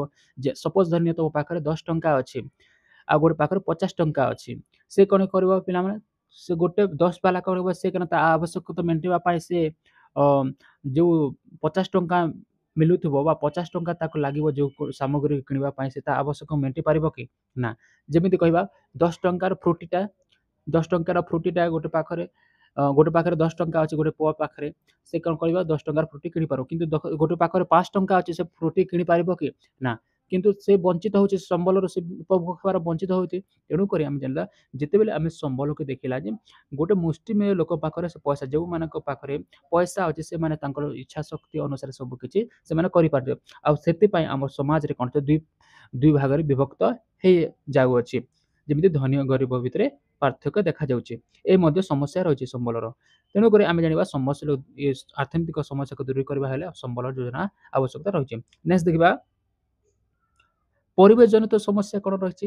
ଯେମିତି ପରିବେଶ ଜନିତ ସମସ୍ୟାରେ ଯେମିତି ଦେଖିଲା ଏଠାରେ ଅଛି ପାରିସ୍ଥିତିକ ଭାରସାମ୍ୟ ନଷ୍ଟ ଜଙ୍ଗଲ କ୍ଷୟ ପରିବେଶ ଅସନ୍ତୁଳନ ତାପରେ ମରୁଭୂମି ସୃଷ୍ଟି। ଦେଖ ପରିବେଶ ଜନିତ ସମସ୍ୟାରେ ଆମେ ଆଉ ଥରେ ତାର ସବ୍ ପଏଣ୍ଟ ହେଲା ପିଲାମାନେ 4ଟି। ଯେମିତି ଆମେ ଦେଖ ପରିସ୍ଥିତି ଭାରସାମ୍ୟ ନଷ୍ଟ ଯେମିତି ନିର୍ବିକାର ସମ୍ବଳ ଉତ୍ତୋଳନ ଯୋଗୁଁ ତାପରେ ପାରିସ୍ରସ୍ତା ଭାରସାମ୍ୟ ନଷ୍ଟ ହେବାରେ ଲାଗିଛି। କ'ଣ ହଉଛି ଆମେ ବିଭିନ୍ନ ପ୍ରକାର କ'ଣ ହଉଛି ସମ୍ବଳକୁ ଉତ୍ତୋଳନ କରିବାର ଯେ ଖଣିକୁ ଉତ୍ତୋଳନ କରୁଅଛୁ ତାର ଦ୍ୱାରା କ'ଣ ସମ୍ବଳର ଇନବାଲାନ୍ସ ଯାଉଛି। ଗୋଟେ ପାଖରେ ସମ୍ବଳ ମିଳୁଛି ତ ଗୋଟେ ପାଖରେ ସମ୍ବଳ ପହଞ୍ଚି ପାରୁନି ମିଳୁନାହିଁ। ଫଳରେ ଭୂ ଉତ୍ତପ୍ତ ପରିଣତ ଓଜନ ସ୍ତର ହ୍ରାସ ପାଉଛି। ଆମର ଯୋଉ ଓଜନ ସ୍ତର ଦିନକୁ ଦିନ ହ୍ରାସ ପାଇବାରେ ଲାଗୁଛି। ପରିବେଶ ପ୍ରଦୂଷଣ ଯାହା ଦେଖ ଯେତେ ଆମେ ଖନନ କରିବା ତା ଦ୍ୱାରା ପରିବେଶ ପ୍ରଦୂଷଣ ହେବ, ଭୂକ୍ଷୟ ହେବ, ଭୂମିକ୍ଷୟ ହେବ ଓ ପ୍ରାକୃତିକ ବିଘଟନ ସୃଷ୍ଟି ହେବ। ଯେହେତୁ ବିପର୍ଯ୍ୟୟ ହେବ, ଭୂମିକମ୍ପ ଏ ପ୍ରକାର ସମସ୍ୟା ଆମ ଦେଶରେ ଦେଖାଯିବ। କିନ୍ତୁ ଏ ଗୋଟେ ମଧ୍ୟ ପରିବେଶ ଜନିତ ସମସ୍ୟା ରହିଛି। ତେଣୁକରି ଏହା ମଧ୍ୟ ଆମ ସମ୍ବଳ ଯୋଜନା ନିହାତି ଆବଶ୍ୟକତା ରହିଅଛି। ଜଙ୍ଗଲ କ୍ଷୟ କେମିତି? ଜଙ୍ଗଲ କ୍ଷୟ ହେବା ଦ୍ୱାରା ମଧ୍ୟ ଏ ବି ସମସ୍ୟା ରହିଛି ଆମ ସମ୍ବଳର। ଯେମିତି ଦେଖିବା ଖଣି ଖନନ, ଶିଳ୍ପାୟନ, ସହରୀକରଣ ତଥା ବ୍ୟବସାୟ ଆଦି କାର୍ଯ୍ୟକଳାପ ଯୋଗୁଁ ଜଙ୍ଗଲ କ୍ଷୟ ହେବା ସଙ୍ଗେ ସଙ୍ଗେ ପରିବେଶ ପ୍ରଦୂଷଣ ଓ ଉଦ୍ବେଗଜନକ ଭାବେ ବୃଦ୍ଧି ପାଉଛି। ଆମେ କ'ଣ କରୁଛେ ନିଜର ଆବଶ୍ୟକତା ମେଣ୍ଟାଇବା ପାଇଁ କ'ଣ କରୁଛେ ମଣିଷ କ'ଣ ବିଭିନ୍ନ ପ୍ରକାର ଖନନ କରୁଛି, ଶିଳ୍ପାୟନ କମ୍ପାନୀ ସ୍ଥାପନ କରୁଛି ସହର ଜଙ୍ଗଲ କାଟିକି। ଏବେ କ'ଣ ସମସ୍ତେ ଜଙ୍ଗଲ କାଟିକି କ'ଣ କରୁଛନ୍ତି ସହର ସ୍ଥାପନ କରୁଛନ୍ତି। ବ୍ୟବସାୟ ଆଦି କାର୍ଯ୍ୟକଳାପ ଯୋଗୁଁ ଆମେ କ'ଣ ଜଙ୍ଗଲକୁ ନଷ୍ଟ କରୁଛେ, ଯାହାକୁ ଆମେ ସମ୍ବଳର ଦିନେ ଦିନେ ସମସ୍ୟା ଏଗୁଡ଼ିକ ରହିଅଛି। ପରିବେଶ ଅସନ୍ତୁଳନ ରହିଛି। ଯେମିତି ପରିବେଶରେ ଅସନ୍ତୁଳନ ଯୋଗୁଁ ଅନେକ ପ୍ରାଣୀ ଓ ଉଦ୍ଭିଦ ଭୂପୃଷ୍ଠରୁ ଲୋପ ପାଇଲେଣି। ଆହୁରି ଅନେକ ପ୍ରାଣୀ ଉଦ୍ଭିଦ ସଙ୍କଟପୂର୍ଣ୍ଣ ସ୍ଥିତିରେ ଉତ୍ପନ୍ନିତ ହେଲେଣି। ଦେଖ କ'ଣ କରୁছে ନା ଭାରସାମ୍ୟ ନଷ୍ଟ କଲେ ଯେଉଁ ଜୀବଜନ୍ତୁ ଏବେ ଆଗ କାଳରେ ଦେଖାଯାଉଥିଲା ସେ ଏବେ ଦେଖାଯାଉନାହାନ୍ତି। କାରଣ ମଣିଷ କ'ଣ କରୁଛି ସେ ସନ୍ତୁଳନ ଭାବରେ ବ୍ୟବହାର କରୁଛି। ଯେତେ ସମ୍ବଳ ଗୁଡ଼ାକ ଅଛି ସେ ଅନୁସାରେ ମଧ୍ୟ ସମସ୍ୟା ରହୁଛି। ମରୁଭୂମି ସୃଷ୍ଟି ହେବାର କାରଣ ଗୁଡ଼ିକ ଯେମିତି ସବୁଜ ଜଙ୍ଗଲକୁ ଧ୍ୱଂସ ପାଇବା ଯୋଗୁଁ ଅନେକ ସ୍ଥାନରେ ମରୁଭୂମି ସ୍ଥାନ ସୃଷ୍ଟି ହେଲାଣି। ଲୋକମାନେ କ'ଣ କରୁଛନ୍ତି ଜଙ୍ଗଲ କାଟି ଦେଉଛନ୍ତି, ଯାହାଫଳରେ ମରୁଭୂମି ସୃଷ୍ଟି ହେଉଛି। ସେପରି ଦେଖିବା ଜଳବାୟୁ ପରିବର୍ତ୍ତନ। ଦେଖ ଖରା ସମୟରେ ଖରା ହଉନି, ଶୀତ ହଉଛି, ଶୀତ ସମୟରେ ବର୍ଷା ହଉଛି, ବର୍ଷା ସମୟରେ ଶୀତ ହଉଛି। ଏପରି ପରିବର୍ତ୍ତନ ଜଳବାୟୁରେ ମଧ୍ୟ ଦେଖାଯାଉଛି। ଜଳବାୟୁ ପରିବର୍ତ୍ତନ ଯୋଗୁଁ ବନ୍ୟା, ବାତ୍ୟା, ମରୁଡ଼ି ଆଦି ପ୍ରାକୃତିକ ବିପର୍ଯ୍ୟୟ ଅସମୟ ତଥା ବାରମ୍ବାର ସଂଘଟିତ ହେବାରେ ପଡୁଛି। ତେଣୁକରି ଏସବୁକୁ ଆମେ ସମସ୍ୟା ଦ୍ୱାରା ଜାଣିଲେ ଆମେ କ'ଣ କରିବା ସେ ଅନୁସାରେ ଯୋଜନା କରିପାରିବା। ନେକ୍ସଟ ଦେଖିବା ମୃତ୍ତିକା କ୍ଷୟ। ଯେମିତି ଦେଖ ଏଠାରେ ଚିତ୍ର ଦେଖାଯିବ ମୃତ୍ତିକା କ୍ଷୟ କେମିତି ଗୋଟେ ଧାରାରେ ପାଣିଟା ଯାଉଛି, ବାର ବାର ଟିକେ ପାଣି ଗଲା ପରେ ସେ ତାର କୂଲକୁ ବଢେଇ ଦେଉଛି। ଏପରି ମାଟିକୁ ସେ କ'ଣ କରୁଛି କ୍ଷୟ କରିବାରେ ଲାଗୁଛି। ଆମ ଖାଦ୍ୟ ଆବଶ୍ୟକତା ମେଣ୍ଟାଇବା ପାଇଁ ଭୂମିର ବିଭିନ୍ନ ରାସାୟନିକ ସାର ତଥା କୀଟନାଶକ ପ୍ରୟୋଗ ସହ ଭୂମିକୁ ବାରମ୍ବାର ଚାଷ କରିବାର ଯୋଉ ପଡୁଛି, ଫଳରେ ମୃତ୍ତିକାର କ୍ଷୟ ଓ ମୃତ୍ତିକାର ଉର୍ବରତା ନଷ୍ଟ ହେବାରେ ଲାଗିଛି। କ'ଣ କରୁଛି ମଣିଷ ତାର ଆବଶ୍ୟକତା ମେଣ୍ଟାଇବା ପାଇଁ କ'ଣ କରୁଛି ସେ ବିଭିନ୍ନ ପ୍ରକାର କୀଟନାଶକ ବ୍ୟବହାର କରୁଛି, ବିଭିନ୍ନ ପ୍ରକାର ଫର୍ଟିଲାଇଜର ବ୍ୟବହାର କରୁଛି, ଯାହାଫଳରେ କ'ଣ କରୁଛି ତାର ଉର୍ବର ହାର ବଢି ଯାଉଛି।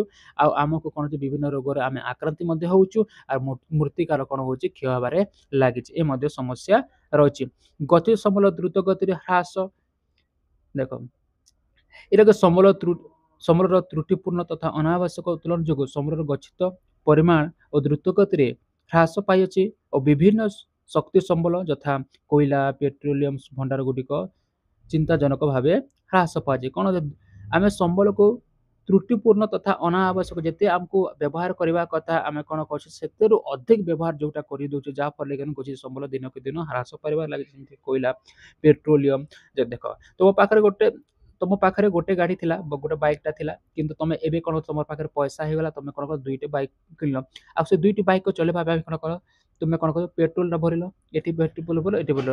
ଯୋଉଟା ଗୋଟେ ବାଇକରେ ତୁମେ ଚାଲୁଥିଲ ଏବେ ଦୁଇଟା ବ୍ୟାଟେରୀ ଚଲ, ଯାହାଫଳରେ ତୁମେ କ'ଣ ଆବଶ୍ୟକ ଠାରୁ ତମେ ଅଧିକ ବ୍ୟବହାର କରୁଛ, ଯାହାଫଳରେ ଗତି ସମ୍ବଳ ଦ୍ରୁତ ଗତିରେ ହ୍ରାସ ପାଇବାରେ ଲାଗିଛି। ନେକ୍ସଟ ଯିବା ତାହେଲେ ଆମେ ଦେଖିଲା ସମସ୍ୟା ଗୁଡ଼ିକ ଦେଖିଲା, ଆମେ ଯୋଜନା କରିବାର ଅଛି। ଆମକୁ ଯୋଜନା କରିବାର ସମସ୍ୟା ଗୁଡ଼ିକ ଦେଲା, ସମସ୍ୟା ଜାଣିଲା ଆଉ ସମସ୍ୟାର ଆମେ କେମିତି ସଲ୍ୟୁସନ କରିବା ବା ସମାଧାନ କରିବା ହେଲେ କ'ଣ କରିବା ଆମେ ମଣିଷ ଚାହିଦା ଓ ପ୍ରାକୃତିକ ସମ୍ବଳର ବ୍ୟବହାର ମଧ୍ୟରେ ଏକ ସନ୍ତୁଳନ ରକ୍ଷା କରିବା ନିତାନ୍ତ ଆବଶ୍ୟକ। ଆମକୁ କ'ଣ କରିବା କଥା ଯେତେ ମନୁଷ୍ୟ ଯେତେ ବ୍ୟବହାର କରିବା କଥା ସେତେ ଖାଲି ବ୍ୟବହାର କରିବା, ତାର ଅଧିକ ବ୍ୟବହାର କରିବା କଥା ନୁହଁ, ଯାହାଫଳରେ ଆମେ ସମ୍ବଳକୁ ଆମେ ସୁରକ୍ଷିତ ରଖିପାରିବା କଥା। ପ୍ରାକୃତିକ ସମ୍ବଳର ଉପଯୁକ୍ତି ପରିଚାଳନା ଓ ବିକାଶ ଦ୍ୱାରା ଆମେ ପୃଥିବୀର ଧ୍ୱଂସ ମୁଖରୁ ରକ୍ଷା କରିପାରିବା। ଯଦି ଆମେ ସମ୍ବଳକୁ ପରିଚାଳିତ ଓ ବିକାଶ ଦ୍ୱାରା ହିଁ ଆମ ପୃଥିବୀ କ'ଣ ଧ୍ୱଂସ ମୁଖରୁ କାରଣ ରକ୍ଷା ପାରିବ। ଯଦି ଆମେ ଏହିପରି ଭାବରେ ନିରନ୍ତର ଭାବରେ ଆମେ ସବୁ ସମ୍ବଳର ଗ୍ରନ୍ଥାଗାରକୁ ବ୍ୟବହାର କରିବା, ଯାହାଫଳରେ କାରଣ ଦିନରେ ଦିନେ ଆମ ପୃଥିବୀ ଧ୍ୱଂସ ହେବାର ସମ୍ମୁଖୀନ ହେବ। ଏଗୁଡ଼ିକ ଯଦି ଆମେ କହିବା, ଯଦି ଆମେ ଚାହିଦା ଅନୁସାରେ ଆମ ପ୍ରାକୃତିକ ସମ୍ବଳ ଅନୁସାରେ ମିନିମମ୍ ଆମେ ଯୋଉଟା ବ୍ୟବହାର କରିବା ତା ଫଳରେ ଆମର ସମ୍ବଳଟା ଆମେ ରକ୍ଷା ପାଇପାରିବା। ସମାଧାନ ରହିଲା। ସେମିତି ଦେଖ ଯେ ପ୍ରାକୃତିକ ସମ୍ବଳର ଉପଯୁକ୍ତ ପରିଚାଳନା ବିକାଶ ଦେଖ ଆମେ ଦେଖିଲା ଯେ ସମାଧାନ କ'ଣ? ସମାଧାନ ହେଉଛି ଆମେ ମନୁଷ୍ୟ କ'ଣ କରିବା ଚାହିଦା ଓ ପ୍ରାକୃତିକ ସମ୍ବଳକୁ ବ୍ୟବହାର ମଧ୍ୟରେ ଏକ ସନ୍ତୁଳନ ରକ୍ଷା କରିବା ଏବଂ ତା ସହିତ କ'ଣ କରିବା ପରିଚାଳନା ବିକାଶ ଦ୍ୱାରା ହିଁ ପୃଥିବୀର ଧନ ସମ୍ପଦକୁ ରଖିବା। ଆମେ ସେ ଯେଉଁ ସମସ୍ୟା ଗୁଡ଼ିକ ଆମେ କ'ଣ କରିବା ପରିଚାଳନା ମ୍ୟାନେଜମେଣ୍ଟ ଆଣ୍ଡ ଡେଭଲପମେଣ୍ଟ ଦ୍ୱାରା ଆମେ କ'ଣ କରିବା ଆମେ କେଉଁ ସମ୍ବଳ କେତେ ବ୍ୟବହାର କରିବା କଥା କେଉଁ ସମ୍ବଳ କେତେ ବିକାଶ କରିବା ଯାହାଫଳରେ ଆମେ ସମ୍ବଳରୁ ଯେଉଁ କ୍ଷୟ କରୁଛୁ ସେଟାକୁ ଆମେ ରକ୍ଷା କରିପାରିବା ସୁରକ୍ଷିତ ରଖିପାରିବା। ଦେଖିବେ ସେପରି ଦେଖିବା ଏଇଟା ପ୍ରାକୃତିକ ସମ୍ବଳର ଉପଯୋଗିତା ଓ ପରିଚାଳନା କେମିତି କରେ। କୌଣସି ଦେଶ ବା ଆଞ୍ଚଳିକ ଉପଲବ୍ଧ ସମସ୍ତ ପ୍ରକାର ପ୍ରମାଣିତ ତଥା ସମ୍ଭାବ୍ୟ ସମ୍ବଳ ପରିମାଣ ତଥା ଗୁଣବତ୍ତାର ସଠିକ ମୂଲ୍ୟାୟନ ଆବଶ୍ୟକତା ଅଛି। ଆମେ ଯେକୌଣସି ଆମେ କ'ଣ କରିବା ତାର କୌଣସି ଦେଶ ତାର ଆଞ୍ଚଳିକ ଉପଲବ୍ଧ ସମସ୍ତ ପ୍ରକାର ପ୍ରମାଣିତ ତଥା ସମ୍ଭାବ୍ୟ ସମ୍ବଳକୁ ପରିମାଣ ଓ ଗୁଣବତ୍ତା ସଠିକ ମୂଲ୍ୟାୟନ କରିବାର ଆମ ସେ ଯେଉଁ ଦେଶ କ'ଣ କରିବା ତାର ଆଞ୍ଚଳିକ ଅନୁସାରେ ଲୋକାଲ ଅନୁସାରେ ମାନେ ସେଇ ଜାଣିବାର କଥା ଯେ କେଉଁ ଜାଗାରେ କେଉଁ ପ୍ରକାର ସମ୍ବଳ ମିଳୁଛି ସେ ଏକା ନିର୍ଦ୍ଧାରିତ କରିବା ତାର ଭ୍ୟାଲୁ କେତେ ସେଇ ଅନୁସାରେ ସେ ସମ୍ବଳର ବିକାଶ କରିପାରିବ ଏ ମଧ୍ୟ ରହିଲା। ସେକେଣ୍ଡ ପଏଣ୍ଟ ରହିଛି ଉଭୟ କ୍ଷୟଶୀଳ ତଥା ଭରଣଯୋଗ୍ୟ ସମ୍ବଳକୁ ବୈଜ୍ଞାନିକ ପଦ୍ଧତି ଯତ୍ନ ଉପଯୋଗ କରିବା ଉଚିତ। ଯେଉଁ ସମ୍ବଳ ଗୁଡ଼ିକ ଆମେ କ୍ଷୟ ହେଇସାରିଛେ ଆଉ ଭରଣ ଯୋଗ୍ୟ ହେଇପାରିବ ସେ ସମ୍ବଳକୁ ଆମେ କ'ଣ ବୈଜ୍ଞାନିକ କୌଶଳ ଦ୍ୱାରା ଆମେ କ'ଣ କରିବା ତାକୁ ରିସାଇକେଲ କରିକି ଆଉ ଥରେ ବ୍ୟବହାର କରିବା କଥା ତା ଦ୍ୱାରା ହିଁ ସମ୍ବଳର ଆମ ବିକାଶ ଆଡ଼କୁ ଗତି କରିପାରିବା। 3 ନମ୍ବର ଅଛି ସମ୍ବଳର ଉତ୍ପାଦିକ ବୃଦ୍ଧି ପାଇଁ ପଦକ୍ଷେପ ନେବାର ଆବଶ୍ୟକତା ରହିଛି। ଆମେ ସମ୍ବଳ ଯେତେ ପାରୁଛୁ ସେତେ ଉତ୍ପାଦନ କରିବା କଥା ଯେଉଁ ଗଚ୍ଛିତ ସମ୍ବଳକୁ ବ୍ୟବହାର କଲେ ହେବନି ଆମେ ଯେତେ ନୂଆ ନୂଆ ସମ୍ବଳ ତାର ଅଲ୍ଟରନେଟିଭ ସମ୍ବଳ ଗୁଡ଼ିକ ବ୍ୟବହାର କରିବା ଯାହାଫଳରେ ଗଚ୍ଛିତ ସମ୍ବଳକୁ ଆମେ ଷ୍ଟୋର କରିପାରିବା। ଯେମିତି ଉଦାହରଣ ସ୍ୱରୂପ ଉପଯୁକ୍ତ ପରିମାଣରେ ସାର ପ୍ରୟୋଗ ଦ୍ୱାରା ସଫଳ ଚକ୍ର ମାଧ୍ୟମରେ ମୃତ୍ତିକା ଉର୍ବର ବୃଦ୍ଧି କରିପାରିବା। ଯେମିତି ଆମେ କ'ଣ କରୁଛେ ଯେଉଁ ପ୍ରକାର ଆମେ ସାର ଖତ ତା ଅନୁସାରେ ଆମେ କ'ଣ ଫସଲ ଚକ୍ର ମାଧ୍ୟମରେ ଆମେ ମୃତ୍ତିକାର ଉର୍ବରକୁ ବଢ଼ାଇ ପାରିବା। ବର୍ତ୍ତମାନ ସମୟରେ ନିମ୍ନମାନର ବିଶିଷ୍ଟ ତଥା ବ୍ୟବହାର ଅଯୋଗ୍ୟ ସମ୍ବଳକୁ ନଷ୍ଟ କରିବା ଉଚିତ ନୁହେଁ। ଯେଉଁ ସମ୍ବଳ ଗୁଡ଼ିକ ଆମେ ଭରଣ କରିପାରିବା ନା ସେ ପ୍ରକାର ସମ୍ବଳକୁ ଆମ ଅଧିକ ମାତ୍ରାରେ ବ୍ୟବହାର କରିବା କଥା ନୁହେଁ। ନୂତନ ଜ୍ଞାନ କୌଶଳ ଦ୍ୱାରା ଉଦ୍ଭବ ସହ ସେଗୁଡ଼ିକୁ ବ୍ୟବହାର କରିବା କଥା। ଆମେ ତାର ଅଲ୍ଟରନେଟିଭ ଆମେ ଯଦି ପେଟ୍ରୋଲରେ ଗାଡ଼ି ଚଲେଇବା ବେଲେ ଦିନେ ନା ଦିନେ ସେ ପେଟ୍ରୋଲଟା ବି ନିହାତି ସରିବ। ଆମେ ତାର ଅଲ୍ଟରନେଟିଭ ଆଉ ସେ ଅଲ୍ଟରନେଟିଭରେ ଯଦି ଆମେ ଯେଉଁ ପ୍ରକାର ସମ୍ବଳ ବ୍ୟବହାର ଆମେ ନିହାତି ସେ ପେଟ୍ରୋଲକୁ ଗଚ୍ଛିତ ଅବସ୍ଥାରେ ରଖିପାରିବା। ସେପରି ଦୁର୍ଲଭ ସମ୍ବଳ ଗୁଡ଼ିକ ଉପଲବ୍ଧ ନିଶ୍ଚିତ କରିବା ଏକାନ୍ତ ଜରୁରୀ। ଯେଉଁଟା ସରିବା ରେୟାର କେସ୍ରେ ମିଳୁଛି ସେ ପ୍ରକାର ସମ୍ବଳକୁ ଆମେ କ'ଣ କରିବା ନିଶ୍ଚିତ ଏକାନ୍ତ ଜରୁରୀ ରହିଛି ଉପଲବ୍ଧ କରିବା ଆଭେଲେବଲ୍ କରିବା ନିହାତାନ୍ତ ଆବଶ୍ୟକ ରହିଛି। ଆବଶ୍ୟକ ସ୍ଥଳେ ଏଗୁଡ଼ିକ ବିକଳ୍ପ ସମ୍ବଳ ଉଦ୍ଭାବନ କରିବାର ଉଚିତ ରହିଛି। ଯେଉଁଟା ରେୟାର କେସ୍ରେ ମିଳୁଛି ଯେଉଁ ସମ୍ବଳ ଗୁଡ଼ିକ ଯେଉଁ ରିସୋର୍ସ ଗୁଡ଼ିକ ରେୟାର କେସ୍ରେ ମିଳୁଛି ତାର ଅଲ୍ଟରନେଟିଭରେ କ'ଣ କରିବା ଅଲଗା ସମ୍ବଳ ମଧ୍ୟ ଆମେ ବ୍ୟବହାର କରିବା କଥା। ସମ୍ବଳର ଆବଶ୍ୟକତା ବୃଦ୍ଧି ପାଇବାରୁ ଅଧିକରୁ ଅଧିକ ଭରଣଯୋଗ୍ୟ ବିକଳ୍ପ ସମ୍ବଳର ଉଦ୍ଭାବନ ଓ ବ୍ୟବହାର ଆବଶ୍ୟକତା ହୋଇପଡ଼ୁଛି ଓ ସେହି ବିକଳ୍ପ ସମ୍ବଳ ଗୁଡ଼ିକର ତାଲିକା ବର୍ଷକୁ ବର୍ଷ ପ୍ରକାଶିତ ହେବାର ଆବଶ୍ୟକତା ରହିଛି। ଯେଉଁ ସମ୍ବଳ ଗୁଡ଼ିକ ଧ୍ୱଂସ ହେବାରେ ଲାଗିଛି ଆଉ ତାକୁ ଆମେ ବିକଳ୍ପ ଭାବେ ବ୍ୟବହାର କରିବାର ଅଛି ସେଇଟା ସେ କ'ଣ ପ୍ରତ୍ୟେକ ବର୍ଷ କ'ଣ ତାର ଡାଟା ବାହାରିବା କଥା ଲିଷ୍ଟ ବାହାରିବା କେଉଁ ସମ୍ବଳରୁ ଆମେ କେଉଁ ଅନୁସାରେ ବ୍ୟବହାର କରିବା କଥା କେଉଁ ସମ୍ବଳକୁ ଆମେ ଭରଣ କରିବା କଥା ଏ ପ୍ରକାର ଗୋଟେ ତାଲିକା ବାହାରିବା ଆବଶ୍ୟକତା ରହିଅଛି। ସମ୍ବଳର ସୁସଂସ୍ଥ ତଥା ବହୁମୁଖୀ ବ୍ୟବହାର ଉପରେ ଗୁରୁତ୍ୱାରୋପ କରିବା ଦରକାର।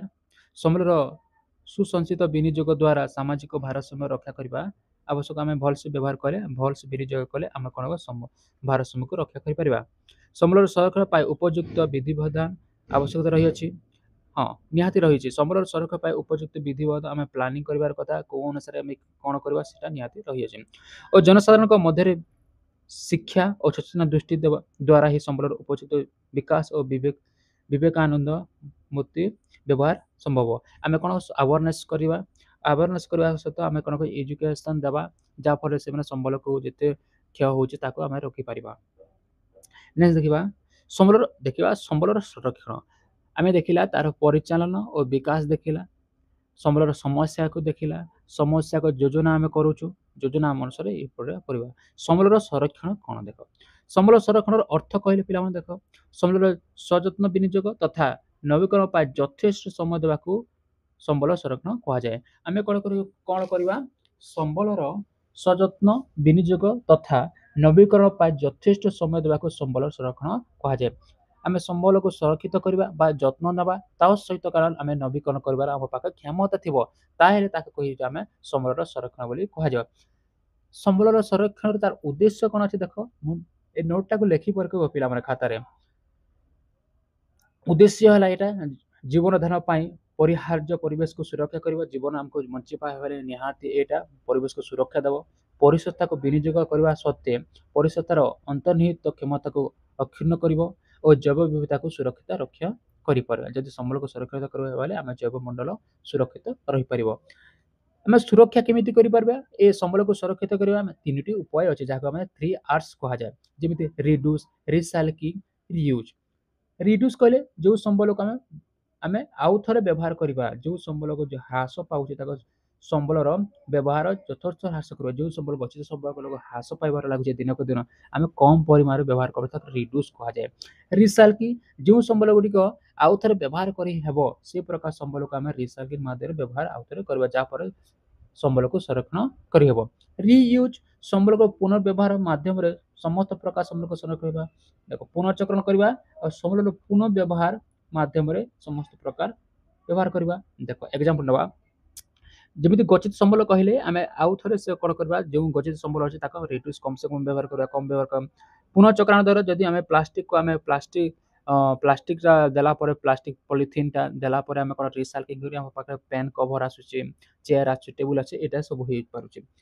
ସେପରି ଯଦି ଆମେ ଦେଖିବା ରିୟୁଜ୍, ଆମେ ଯଦି ରିୟୁଜ୍ ହେଲା ଯେମିତି ସମ୍ବଳର ପୁନଃବ୍ୟବହାର ମାଧ୍ୟମରେ ସମସ୍ତ ପ୍ରକାର ସମ୍ବଳ ସଂରକ୍ଷଣ ହେଇପାରିବ। ଯେମିତି ଆମେ କହିଲା ସ୍ପ୍ରାଇଟ୍ ବୋଟଲ ହେଲା, ଥମ୍ସଅପ୍ ବୋଟଲ ହେଲା, ସେଟାକୁ ଆମେ କ'ଣ କରିବା ଆଉ ଥରେ ସେଟାକୁ କାଟି ସେଥିରେ ଆମେ ଗଛ ଯୋଗାଇ ପାରିବା, ସେଥିରେ ଆମେ ଫୁଲ ଯୋଗାଇ ପାରିବା, ସେପରି ଆମେ ବିଭିନ୍ନ ପ୍ରକାର ଶୋ ଗଛ ଲଗାଇ ପାରିବା। ସେପରି ଆମେ ଯଦି କରିବା ବୋଲେ ଆଉ ଥରେ ରିୟୁଜ୍ଟା କରିବା ଯାହାଫଳରେ ଆମ ସମ୍ବଳଟା ସଂରକ୍ଷିତ ହୋଇପାରିବ।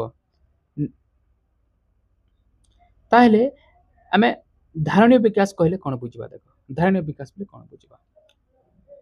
ଧାରଣୀୟ ବିକାଶ କହିଲେ ସମ୍ବଳର ବିନିଯୋଗର ଆବଶ୍ୟକତା ତଥା ଆଗାମୀ ବଂଶଧର ପାଇଁ ସେଗୁଡ଼ିକୁ ସୁରକ୍ଷିତ ମଧ୍ୟରେ ସନ୍ତୁଳନ ରକ୍ଷା କରିବା ଧାରଣୀୟ ବିକାଶ କୁହାଯାଏ। ସଷ୍ଟେନେବଲ୍ ରୁଲ୍ ଡେଭଲପମେଣ୍ଟ, ଦେଖ ଧାରଣୀୟ ବିକାଶ କହିଲେ ପିଲାମାନେ ଯେତେବେଳେ ଆମେ କ'ଣ କହୁଛୁ ସମ୍ବଳକୁ ବିନିଯୋଗ ଆବଶ୍ୟକତା ତଥା ଆମେ ସମ୍ବଳକୁ ମିନିମମ୍ ବ୍ୟବହାର କରିବା ତା ସହିତ କ'ଣ ଆଗାମୀ ଆମ ଫ୍ୟୁଚର ଯେଉଁ ଆସିବେ ସେମାନଙ୍କ ପାଇଁ ବଂଶଧର ପାଇଁ କ'ଣ କରିବା ପିଲାମାନେ ଆମେ ସୁରକ୍ଷିତ କରି ରଖିବା, ତାହେଲେ ତାକୁ କୁହାଯାଏ ଆମେ ଧାରଣୀୟ ବିକାଶ ବୋଲି କୁହାଯାଏ। ନିହାତି ଜରୁରୀ ରହିଛି ଏଇଟା। ତାର ବିଶେଷତା କ'ଣ ରହିଛି, କ୍ୟାରେକ୍ଟରଟା ଗୁଣ କ'ଣ ରହିଛି ଧାରଣୀୟ ବିକାଶର ଉଦ୍ଦେଶ୍ୟ ବା ତାହାକୁ ଆମେ ବିଶେଷତା କ'ଣ ଅଛି।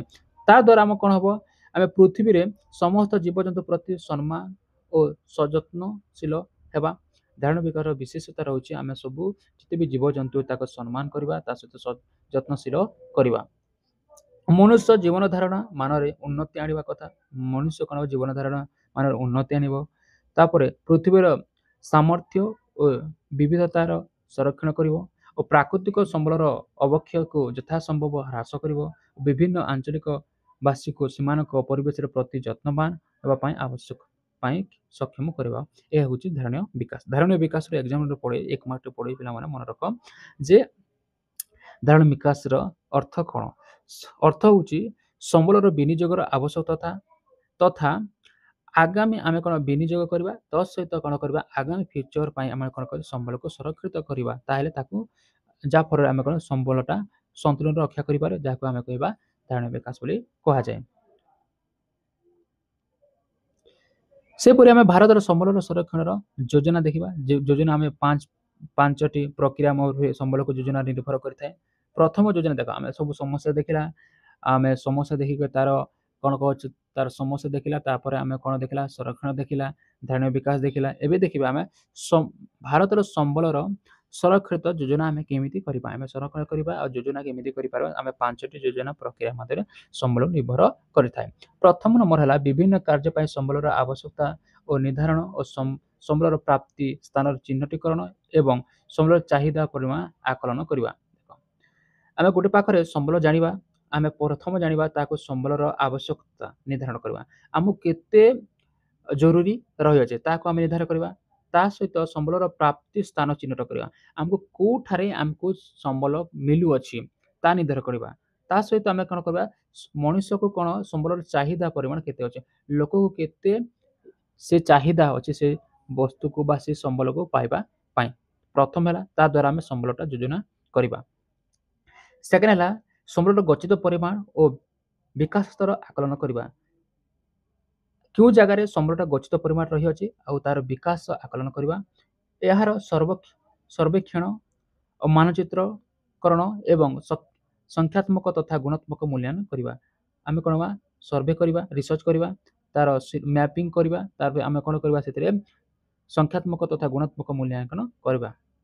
ଥାର୍ଡ ହେଲା ସମ୍ବଳର ଉତ୍ତୋଳନ, କ୍ରିୟାତ୍ମକ ମୂଲ୍ୟ ଏବଂ ବ୍ୟବହାର ତଥା ଯୋଜନାର ସଂରଚନା ପ୍ରସ୍ତୁତିକରଣ କରିବା।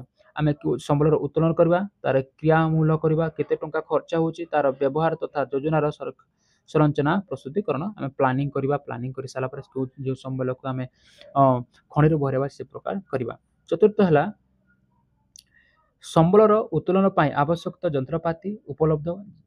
ଯେଉଁ ସମ୍ବଳ ଆମେ ସେଥିରୁ ଖଣିରୁ ଭରାଇବା ତା ପାଇଁ ଆମେ କ'ଣ କରିବା? ଉପଲବ୍ଧ ଥିବା କଥା। ଉପଯୁକ୍ତ କୌଶଳ ଓ ପ୍ରଯୁକ୍ତି ବିଦ୍ୟା, ବଜାରର ମୂଲ୍ୟ ନିର୍ଦ୍ଧାରଣ, ଅନୁଷ୍ଠାନ ଅବସ୍ଥାନ ଇତ୍ୟାଦି ମୂଲ୍ୟ ବିକାଶ ସମ୍ବନ୍ଧୀୟ ପ୍ରକ୍ରିୟା ଅବଲମ୍ବନ ଉପରେ ଆଧାରିତ ଯୋଜନା ପ୍ରଣୟନ ହେବାର କଥା। ସମ୍ବଳର ବିକାଶ ଯୋଜନା ଓ ଜାତୀୟ ବିକାଶ ଯୋଜନା ମଧ୍ୟରେ ସମନ୍ୱୟ ସ୍ଥାପନ କରିବା କଥା। ଦେଖ, ସମ୍ବଳର ବିକାଶ ଯୋଜନା ଓ ଜାତୀୟ ବିକାଶ ଯୋଜନା ଉପରେ ଦୁଇଟି ମଧ୍ୟରେ ଆମେ କ'ଣ କରିବା? ସମ୍ବଳକୁ ବିକାଶ କରିପାରିବା ତାର ଯୋଜନାକୁ। ବୁଝିଲା? ନେକ୍ସଟ ଯିବା। ତାହେଲେ ଭାରତ ପରି ଏକ ବୃହତ ଜନସଂଖ୍ୟା ବିଶିଷ୍ଟ ବିଭିନ୍ନ ସମ୍ବଳର ପରିପୂର୍ଣ୍ଣ ଦେଶ ପାଇଁ ସମ୍ବଳର ଯୋଜନାର ପ୍ରାଧାନ୍ୟ ଓ ସମସ୍ୟା ଯଥେଷ୍ଟ ଅଧିକ କି? ଯଦି ଆମ ଦେଖ ସେଡ଼େ ବଡ଼ ଦେଶ ଅଛି ଭାରତରେ, ଭାରତ ବହୁତ ବଡ଼ ଦେଶ, ଜନସଂଖ୍ୟା ମଧ୍ୟ ଅଧିକ ଅଛି। ତାହେଲେ ଏଡ଼େ ବଡ଼ ଦେଶରେ ଆମ ସମ୍ବଳର ଯୋଜନା ପ୍ରାଧାନ୍ୟ ଓ ଆବଶ୍ୟକତା ଯଥେଷ୍ଟ ଅଧିକ ରହିଛି କି? କାରଣ ସମ୍ବଳର ଅସମାନ ବିତରଣ, ସବୁ ଜାଗାରେ ସମାନ ପରିମାଣରେ ସମ୍ବଳ ନାହିଁ। ଯେଉଁ ପ୍ରକାର ଆମେ ରାଜସ୍ଥାନ, ଅରୁଣାଚଳ ପ୍ରଦେଶର ଏକ୍ଜାମ୍ପଲ ନେଇଥିଲା।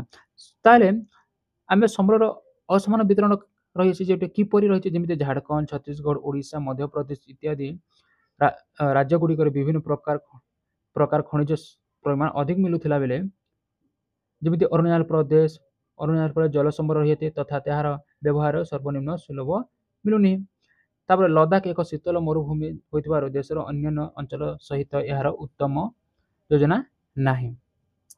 ଦେଖ, ସବୁ ଜାଗାରେ ସମ୍ବଳ କହିବାକୁ ଗଲେ ସବୁ ଜାଗାରେ ସମାନ ଭାବରେ ସମ୍ବଳ ମିଳୁ ନାହିଁ। ଦେଖ ଏଇ ଜାଗାରେ ଦେଖ, ଏଇଟା ମ୍ୟାପିଂ ଅଛି। ଦେଖ ମ୍ୟାପଟେ ଅଛି, ଏ ବାଟେ ଦେଖୁଛି ଗ୍ରୀନ ଦେଖାଯାଉଛି। ଏ ଜାଗାରେ ପୁରା ସବୁ ଦେଖ କେମିତି ଯେମିତି ମରୁସ୍ଥଳୀ ହେଲା, ଏ ବାଟକୁ ପୁରା ଯେମିତି ଅରୁଣାଚଳ ପ୍ରଦେଶ ହେଲା। ଦେଖ ଏଇ ଜାଗାରେ ସମସ୍ତେ ଦେଖ ତମେ ଦେଖାଯିବ ଏଇଟା ଯୋଉ ଗ୍ରୀନ କଲର ଅଛି ସବୁ ଆଇରନ୍ କୋର, ସବୁ ଲୁହା କାରଖାନା ସବୁ ଗୁଡ଼ିକ। ମ୍ୟାଗ୍ନେସିଟା ଏ ରେଡ୍ କଲର ଦେଖାଯାଉଛି, ମ୍ୟାଗ୍ନେସିଟା ମିକାଟା ଦେଖାଯାଉଛି ସ୍କୋୟାର ଟାଇପର, ଷ୍ଟାରର ବକ୍ସାଇଟର ହେଲା, ଆଇରନ୍ ହେଲା, କୋର ହେଲା, ମାଇନିସ ହେଲା। ଦେଖ ଯେତେ ଏ ସାଇଡରେ ସେ ଆଇରନ୍ ଦେଖ, ଏ ସାଇଡରେ ସବୁ ଦେଖ, ଏ ସାଇଡରେ ଦେଖାଯାଉଛି କି ଯେତେ ବି ତୁମେ ମ୍ୟାଗ୍ନେସ କୋରଟା ରହିଅଛି, ଏ ସବୁର ମ୍ୟାଗ୍ନେସ କୋରଟା ଅଛି ଏ ସାଇଡରେ ଅଛି କି ନାହିଁ। ଦେଖ ସବୁ ଜାଗାରେ ମାନେ ସମାନ ଭାବରେ ସମ୍ବଳଟା ଡିଷ୍ଟ୍ରିବ୍ୟୁଟ ହେଇନାହିଁ, ଯାହାଫଳରେ ଆମକୁ ସମ୍ବଳର ଯୋଜନା ଓ ସମ୍ବଳର ସଂରକ୍ଷଣ ନିହାତି ଜରୁରୀ ରହିଅଛି। ତାହେଲେ ପ୍ରାକୃତିକ ସମ୍ବଳ ଗୁଡ଼ିକ ବ୍ୟବହାର କରିବା, ନିତ୍ୟବିତ ଅବଲମ୍ବନ କରିବା ଓ ସେଗୁଡ଼ିକୁ ସଂରକ୍ଷଣ କରିବା ନିତାନ୍ତ ଆବଶ୍ୟକ। ଦେଖ ଆମେ ନିୟମିତ ଭାବରେ ଭଲସେ କରିବା ଏବଂ ତାହାକୁ ଆମେ ଜରୁରୀ ଅନୁସାରେ ବ୍ୟବହାର କଲେ ଠିକ ହେବ। କାହିଁକି ନା କୋଇଲା, ଖଣିଜ ତୈଳ ଅବିରତ ବ୍ୟବହାର ହେଲେ ଏକାଦେଶ ମଧ୍ୟରେ ତାହା ଶେଷ ହୋଇଯିବାର ଆଶଙ୍କା ରହିଅଛି, ନିହାତି ରହିଅଛି। ଓ ଶକ୍ତିର ବିକଳ୍ପ ଉତ୍ସ ଭାବରେ ସୌରଶକ୍ତି, ପବନ ଶକ୍ତି, ଜୈବ ଶକ୍ତି ଇତ୍ୟାଦି ବ୍ୟବହାର ପ୍ରତି ପ୍ରୋତ୍ସାହନ ଓ ସୁଯୋଗ ସୃଷ୍ଟି କରିବାର ଆବଶ୍ୟକତା। ଆମେ କ'ଣ କରିବା? ଯେ ସୌରଶକ୍ତି, ପବନ ଶକ୍ତି, ଜୈବ ଶକ୍ତି, ଆମେ ଜଳଶକ୍ତି ଉପରେ ବ୍ୟବହାର ନ କରି ଯେଉଁ ଇଲେକ୍ଟ୍ରିକ୍ ବାହାରୁଛି, ଆମେ ସୌରଶକ୍ତି, ପବନ ଶକ୍ତି, ଜୈବ ଶକ୍ତି ସେଥିର ଅଲ୍ଟରନେଟିଭକୁ ବ୍ୟବହାର କଲେ ଯାହାଫଳରେ ଆମେ କ'ଣ କରିବା? ଇତ୍ୟାଦି ସୁଯୋଗ ସୃଷ୍ଟି କରିବା ଆବଶ୍ୟକତା ବା ପ୍ରୋତ୍ସାହନ ଦେବା। ଯେମିତି ବାୟୁ, ଜଳ, ମୃତ୍ତିକା, ଅରଣ୍ୟ ଆଦି ପ୍ରାକୃତିକ ସମ୍ବଳର ବ୍ୟବହାର ସତର୍କତା ଅବଲମ୍ବନ କରିବା ଓ ସେଗୁଡ଼ିକରୁ ପ୍ରଦୂଷଣରୁ ମୁକ୍ତ କରିବା ଏବଂ ବିଶେଷ ଭାବରେ ସଂରକ୍ଷଣ ସମ୍ବଳ ନିହାତି ଦରକାର ପଡ଼ିଛି।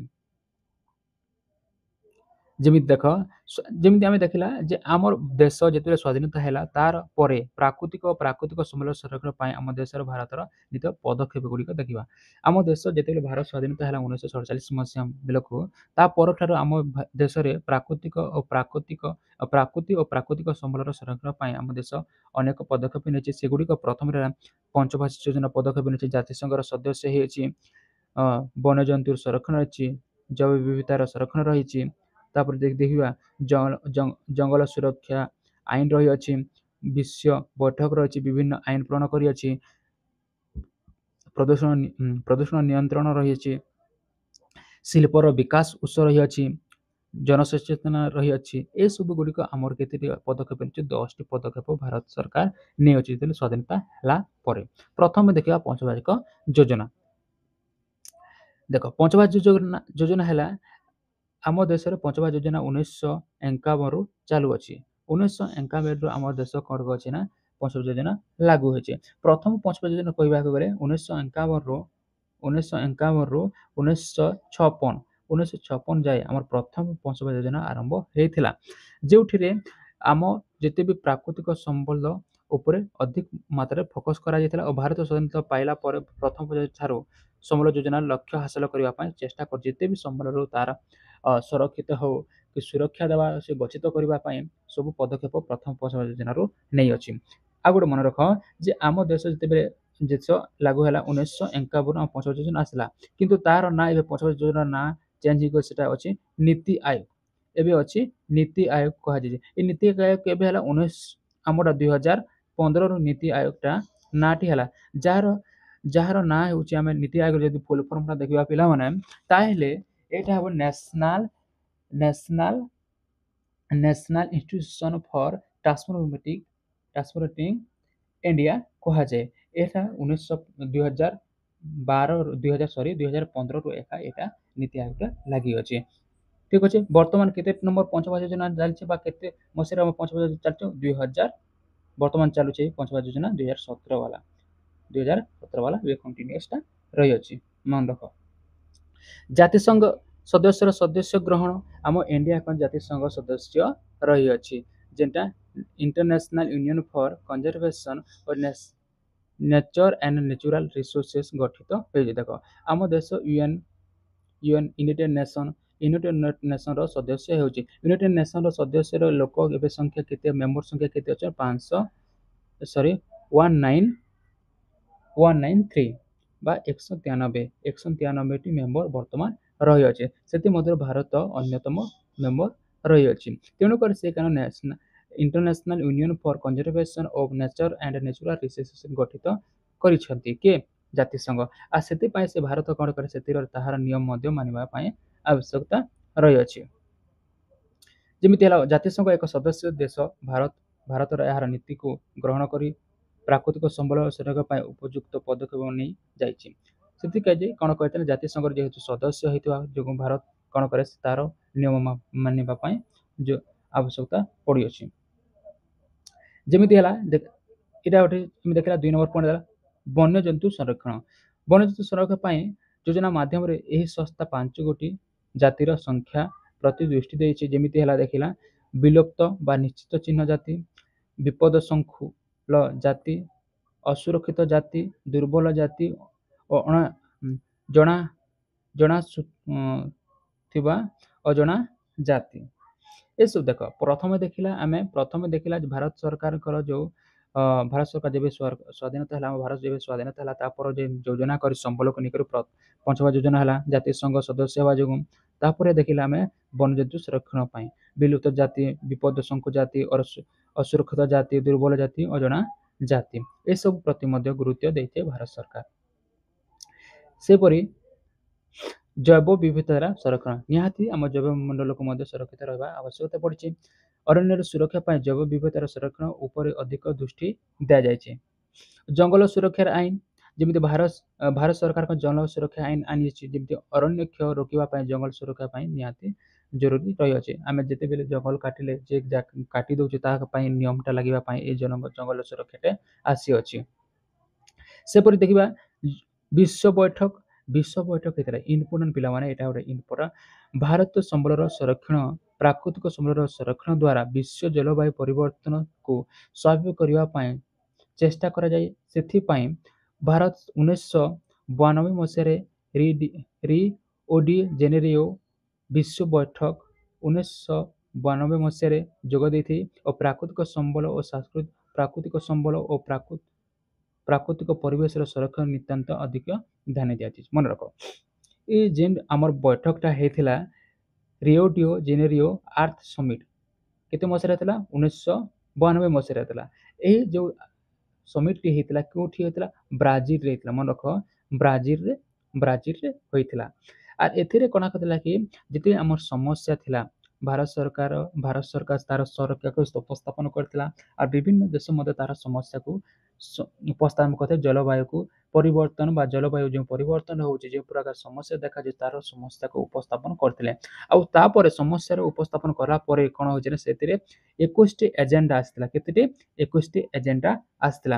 ଆଉ ଏହି ଯେନ୍ Rio de Janeiro earth summit କେତେ ମସିହାରୁ କେତେ ତାରିଖରୁ କେତେ ତାରିଖ ହେଇଥିଲା 3 ଜୁନରୁ 14 ଜୁନ ମଧ୍ୟରେ ଏହି ବୈଠକଟି ଅନୁଷ୍ଠିତ ହେଇଥିଲା। ଆଉ ସେଥିରେ କେତେରେ 21ଟି ଏଜେଣ୍ଡା ଉପରେ ଡିସ୍କସନ୍ କରାଯାଇଥିଲା। ମନେ ରଖ ଆଉ ଏଇଟା କ'ଣ ହେଇଥିଲା କେଉଁଠି ହେଇଥିଲା ବ୍ରାଜିଲରେ ହୋଇଥିଲା। ଆଇନ ପ୍ରଣୟନ କୋଉଟା କରିଥିଲେ ଦେଶର ବିଭିନ୍ନ ଆଇନ ପ୍ରୟୋଗ କରି ପ୍ରାକୃତିକ ସମ୍ବଳର ସଂରକ୍ଷଣ କରିବା ପାଇଁ ବଳିଷ୍ଠ ପଦକ୍ଷେପ ନିଆଯାଇଛି। ଆମ ଦେଶରେ କ'ଣ ଅଛି ବିଭିନ୍ନ ପ୍ରକାର ଆଇନ ନିଆକି ଆମେ ସମ୍ବଳକୁ ସୁରକ୍ଷା କରିବାରେ ଯୋଜନା କରିଅଛୁ। ପ୍ରଦୂଷଣକୁ ନିୟନ୍ତ୍ରଣ କରିବା ପାଇଁ ଯେମିତି ଏଠାରେ ବିଭିନ୍ନ ବୈଜ୍ଞାନିକ ଉପାୟରେ ପ୍ରଦୂଷଣ ନିୟନ୍ତ୍ରଣ କରିବା ପାଇଁ ନୂତନ ପଦ୍ଧତି ବିଭିନ୍ନ ଆଇନ ସାହିତ୍ୟ କରାଯାଇଛି। ଆମେ କ'ଣ କରୁଛୁ ପ୍ରଦୂଷଣ ରୋକିବା ପାଇଁ ବିଭିନ୍ନ ପ୍ରକାର ବୈଜ୍ଞାନିକ କୌଶଳ ମଧ୍ୟ ଉପଲବ୍ଧ କରୁଛୁ ଆଉ ତା ପାଇଁ ନିୟମ ମଧ୍ୟ ଲାଗିଅଛି ଆଇନ ମଧ୍ୟ। ଶକ୍ତିର ବିକଳ୍ପ ଉତ୍ସବରେ ବ୍ୟବହାର କରୁଛୁ ଯେମିତି ଶକ୍ତିକ ବିକଳ୍ପ ଉପରେ ଆମେ ଯେନ୍ତା ଇଲେକ୍ଟ୍ରିକୁ ଆମେ ଯେଉଁ ଜଳରୁ ବାହାରୁଛି ସେଟା ଆମେ ତାର ସୌର ଶକ୍ତି ଅନୁସାରେ ବ୍ୟବହାର କରୁଛୁ ପବନ ଶକ୍ତି ଅନୁସାରେ ମଧ୍ୟ ବ୍ୟବହାର କରୁଅଛୁ। ତେବେ ଜନ ସଚେତନ ଆମେ କ'ଣ ଲୋକମାନଙ୍କୁ ଆୱାରନେସ୍ ଦେବା ଲୋକମାନଙ୍କୁ ସଚେତନ କରି ପ୍ରାକୃତିକ ସମ୍ବଳର ସଂରକ୍ଷଣ କରିବା ପାଇଁ ଆମେ ବଳିଷ୍ଠ ପଦକ୍ଷେପ ନେବାର ଆବଶ୍ୟକତା। ଆମେ କ'ଣ କରିବା ରେଲି କରିବା ଏହା ପାଇଁ ଏନଭାୟରନମେଣ୍ଟ ଏଜୁକେସନ ବା ରେଲି କରିବା ପ୍ରୋଗ୍ରାମ କରିବା ବିଭିନ୍ନ ପ୍ରକାର ପ୍ରୋଗ୍ରାମ ଯାହାଫଳରେ ଆମ ସମ୍ବଳଟା ସୁରକ୍ଷିତ ରହିପାରିବ। ଥ୍ୟାଙ୍କ ୟୁ ପିଲାମାନେ। ଯଦି ଦେଖ ନିହାତି ଆମେ ପଢ଼ିଲା ଭଲ ଭାବରେ ପଢ଼ିଲା ଏସବୁ ଗୁଡ଼ିକ ଯେତେ ବି ଥିଲା ଆଜି ତୁମର ସମ୍ବଳର ତାର ବିକାଶ ଭିତରେ ଯଦି ଡାଉଟ୍ ଥିବ ପିଲାମାନେ କ'ଣ କରିବ କମେଣ୍ଟ କରିଦେବ ଯାହାଫଳରେ ମୁଁ ସର୍ଟ ଆଉଟ୍ କରିପାରିବି ଆପଣଙ୍କ ପ୍ରୋବ୍ଲେମଟି। ଆଉ ଏହାପରେ ଆମେ କ'ଣ କରିବା ତାର ମଲ୍ଟିପଲ୍ ଚଏସ୍ କରିବା ଲଙ୍ଗ କ୍ୱେଶ୍ଚନଟି ଡିସ୍କସନ୍ କରିବା ନେକ୍ସଟ ସେସନରେ ଦେଖା ହେବ ନୂଆ ଭିଡ଼ିଓରେ। ଥ୍ୟାଙ୍କ ୟୁ ପିଲାମାନେ।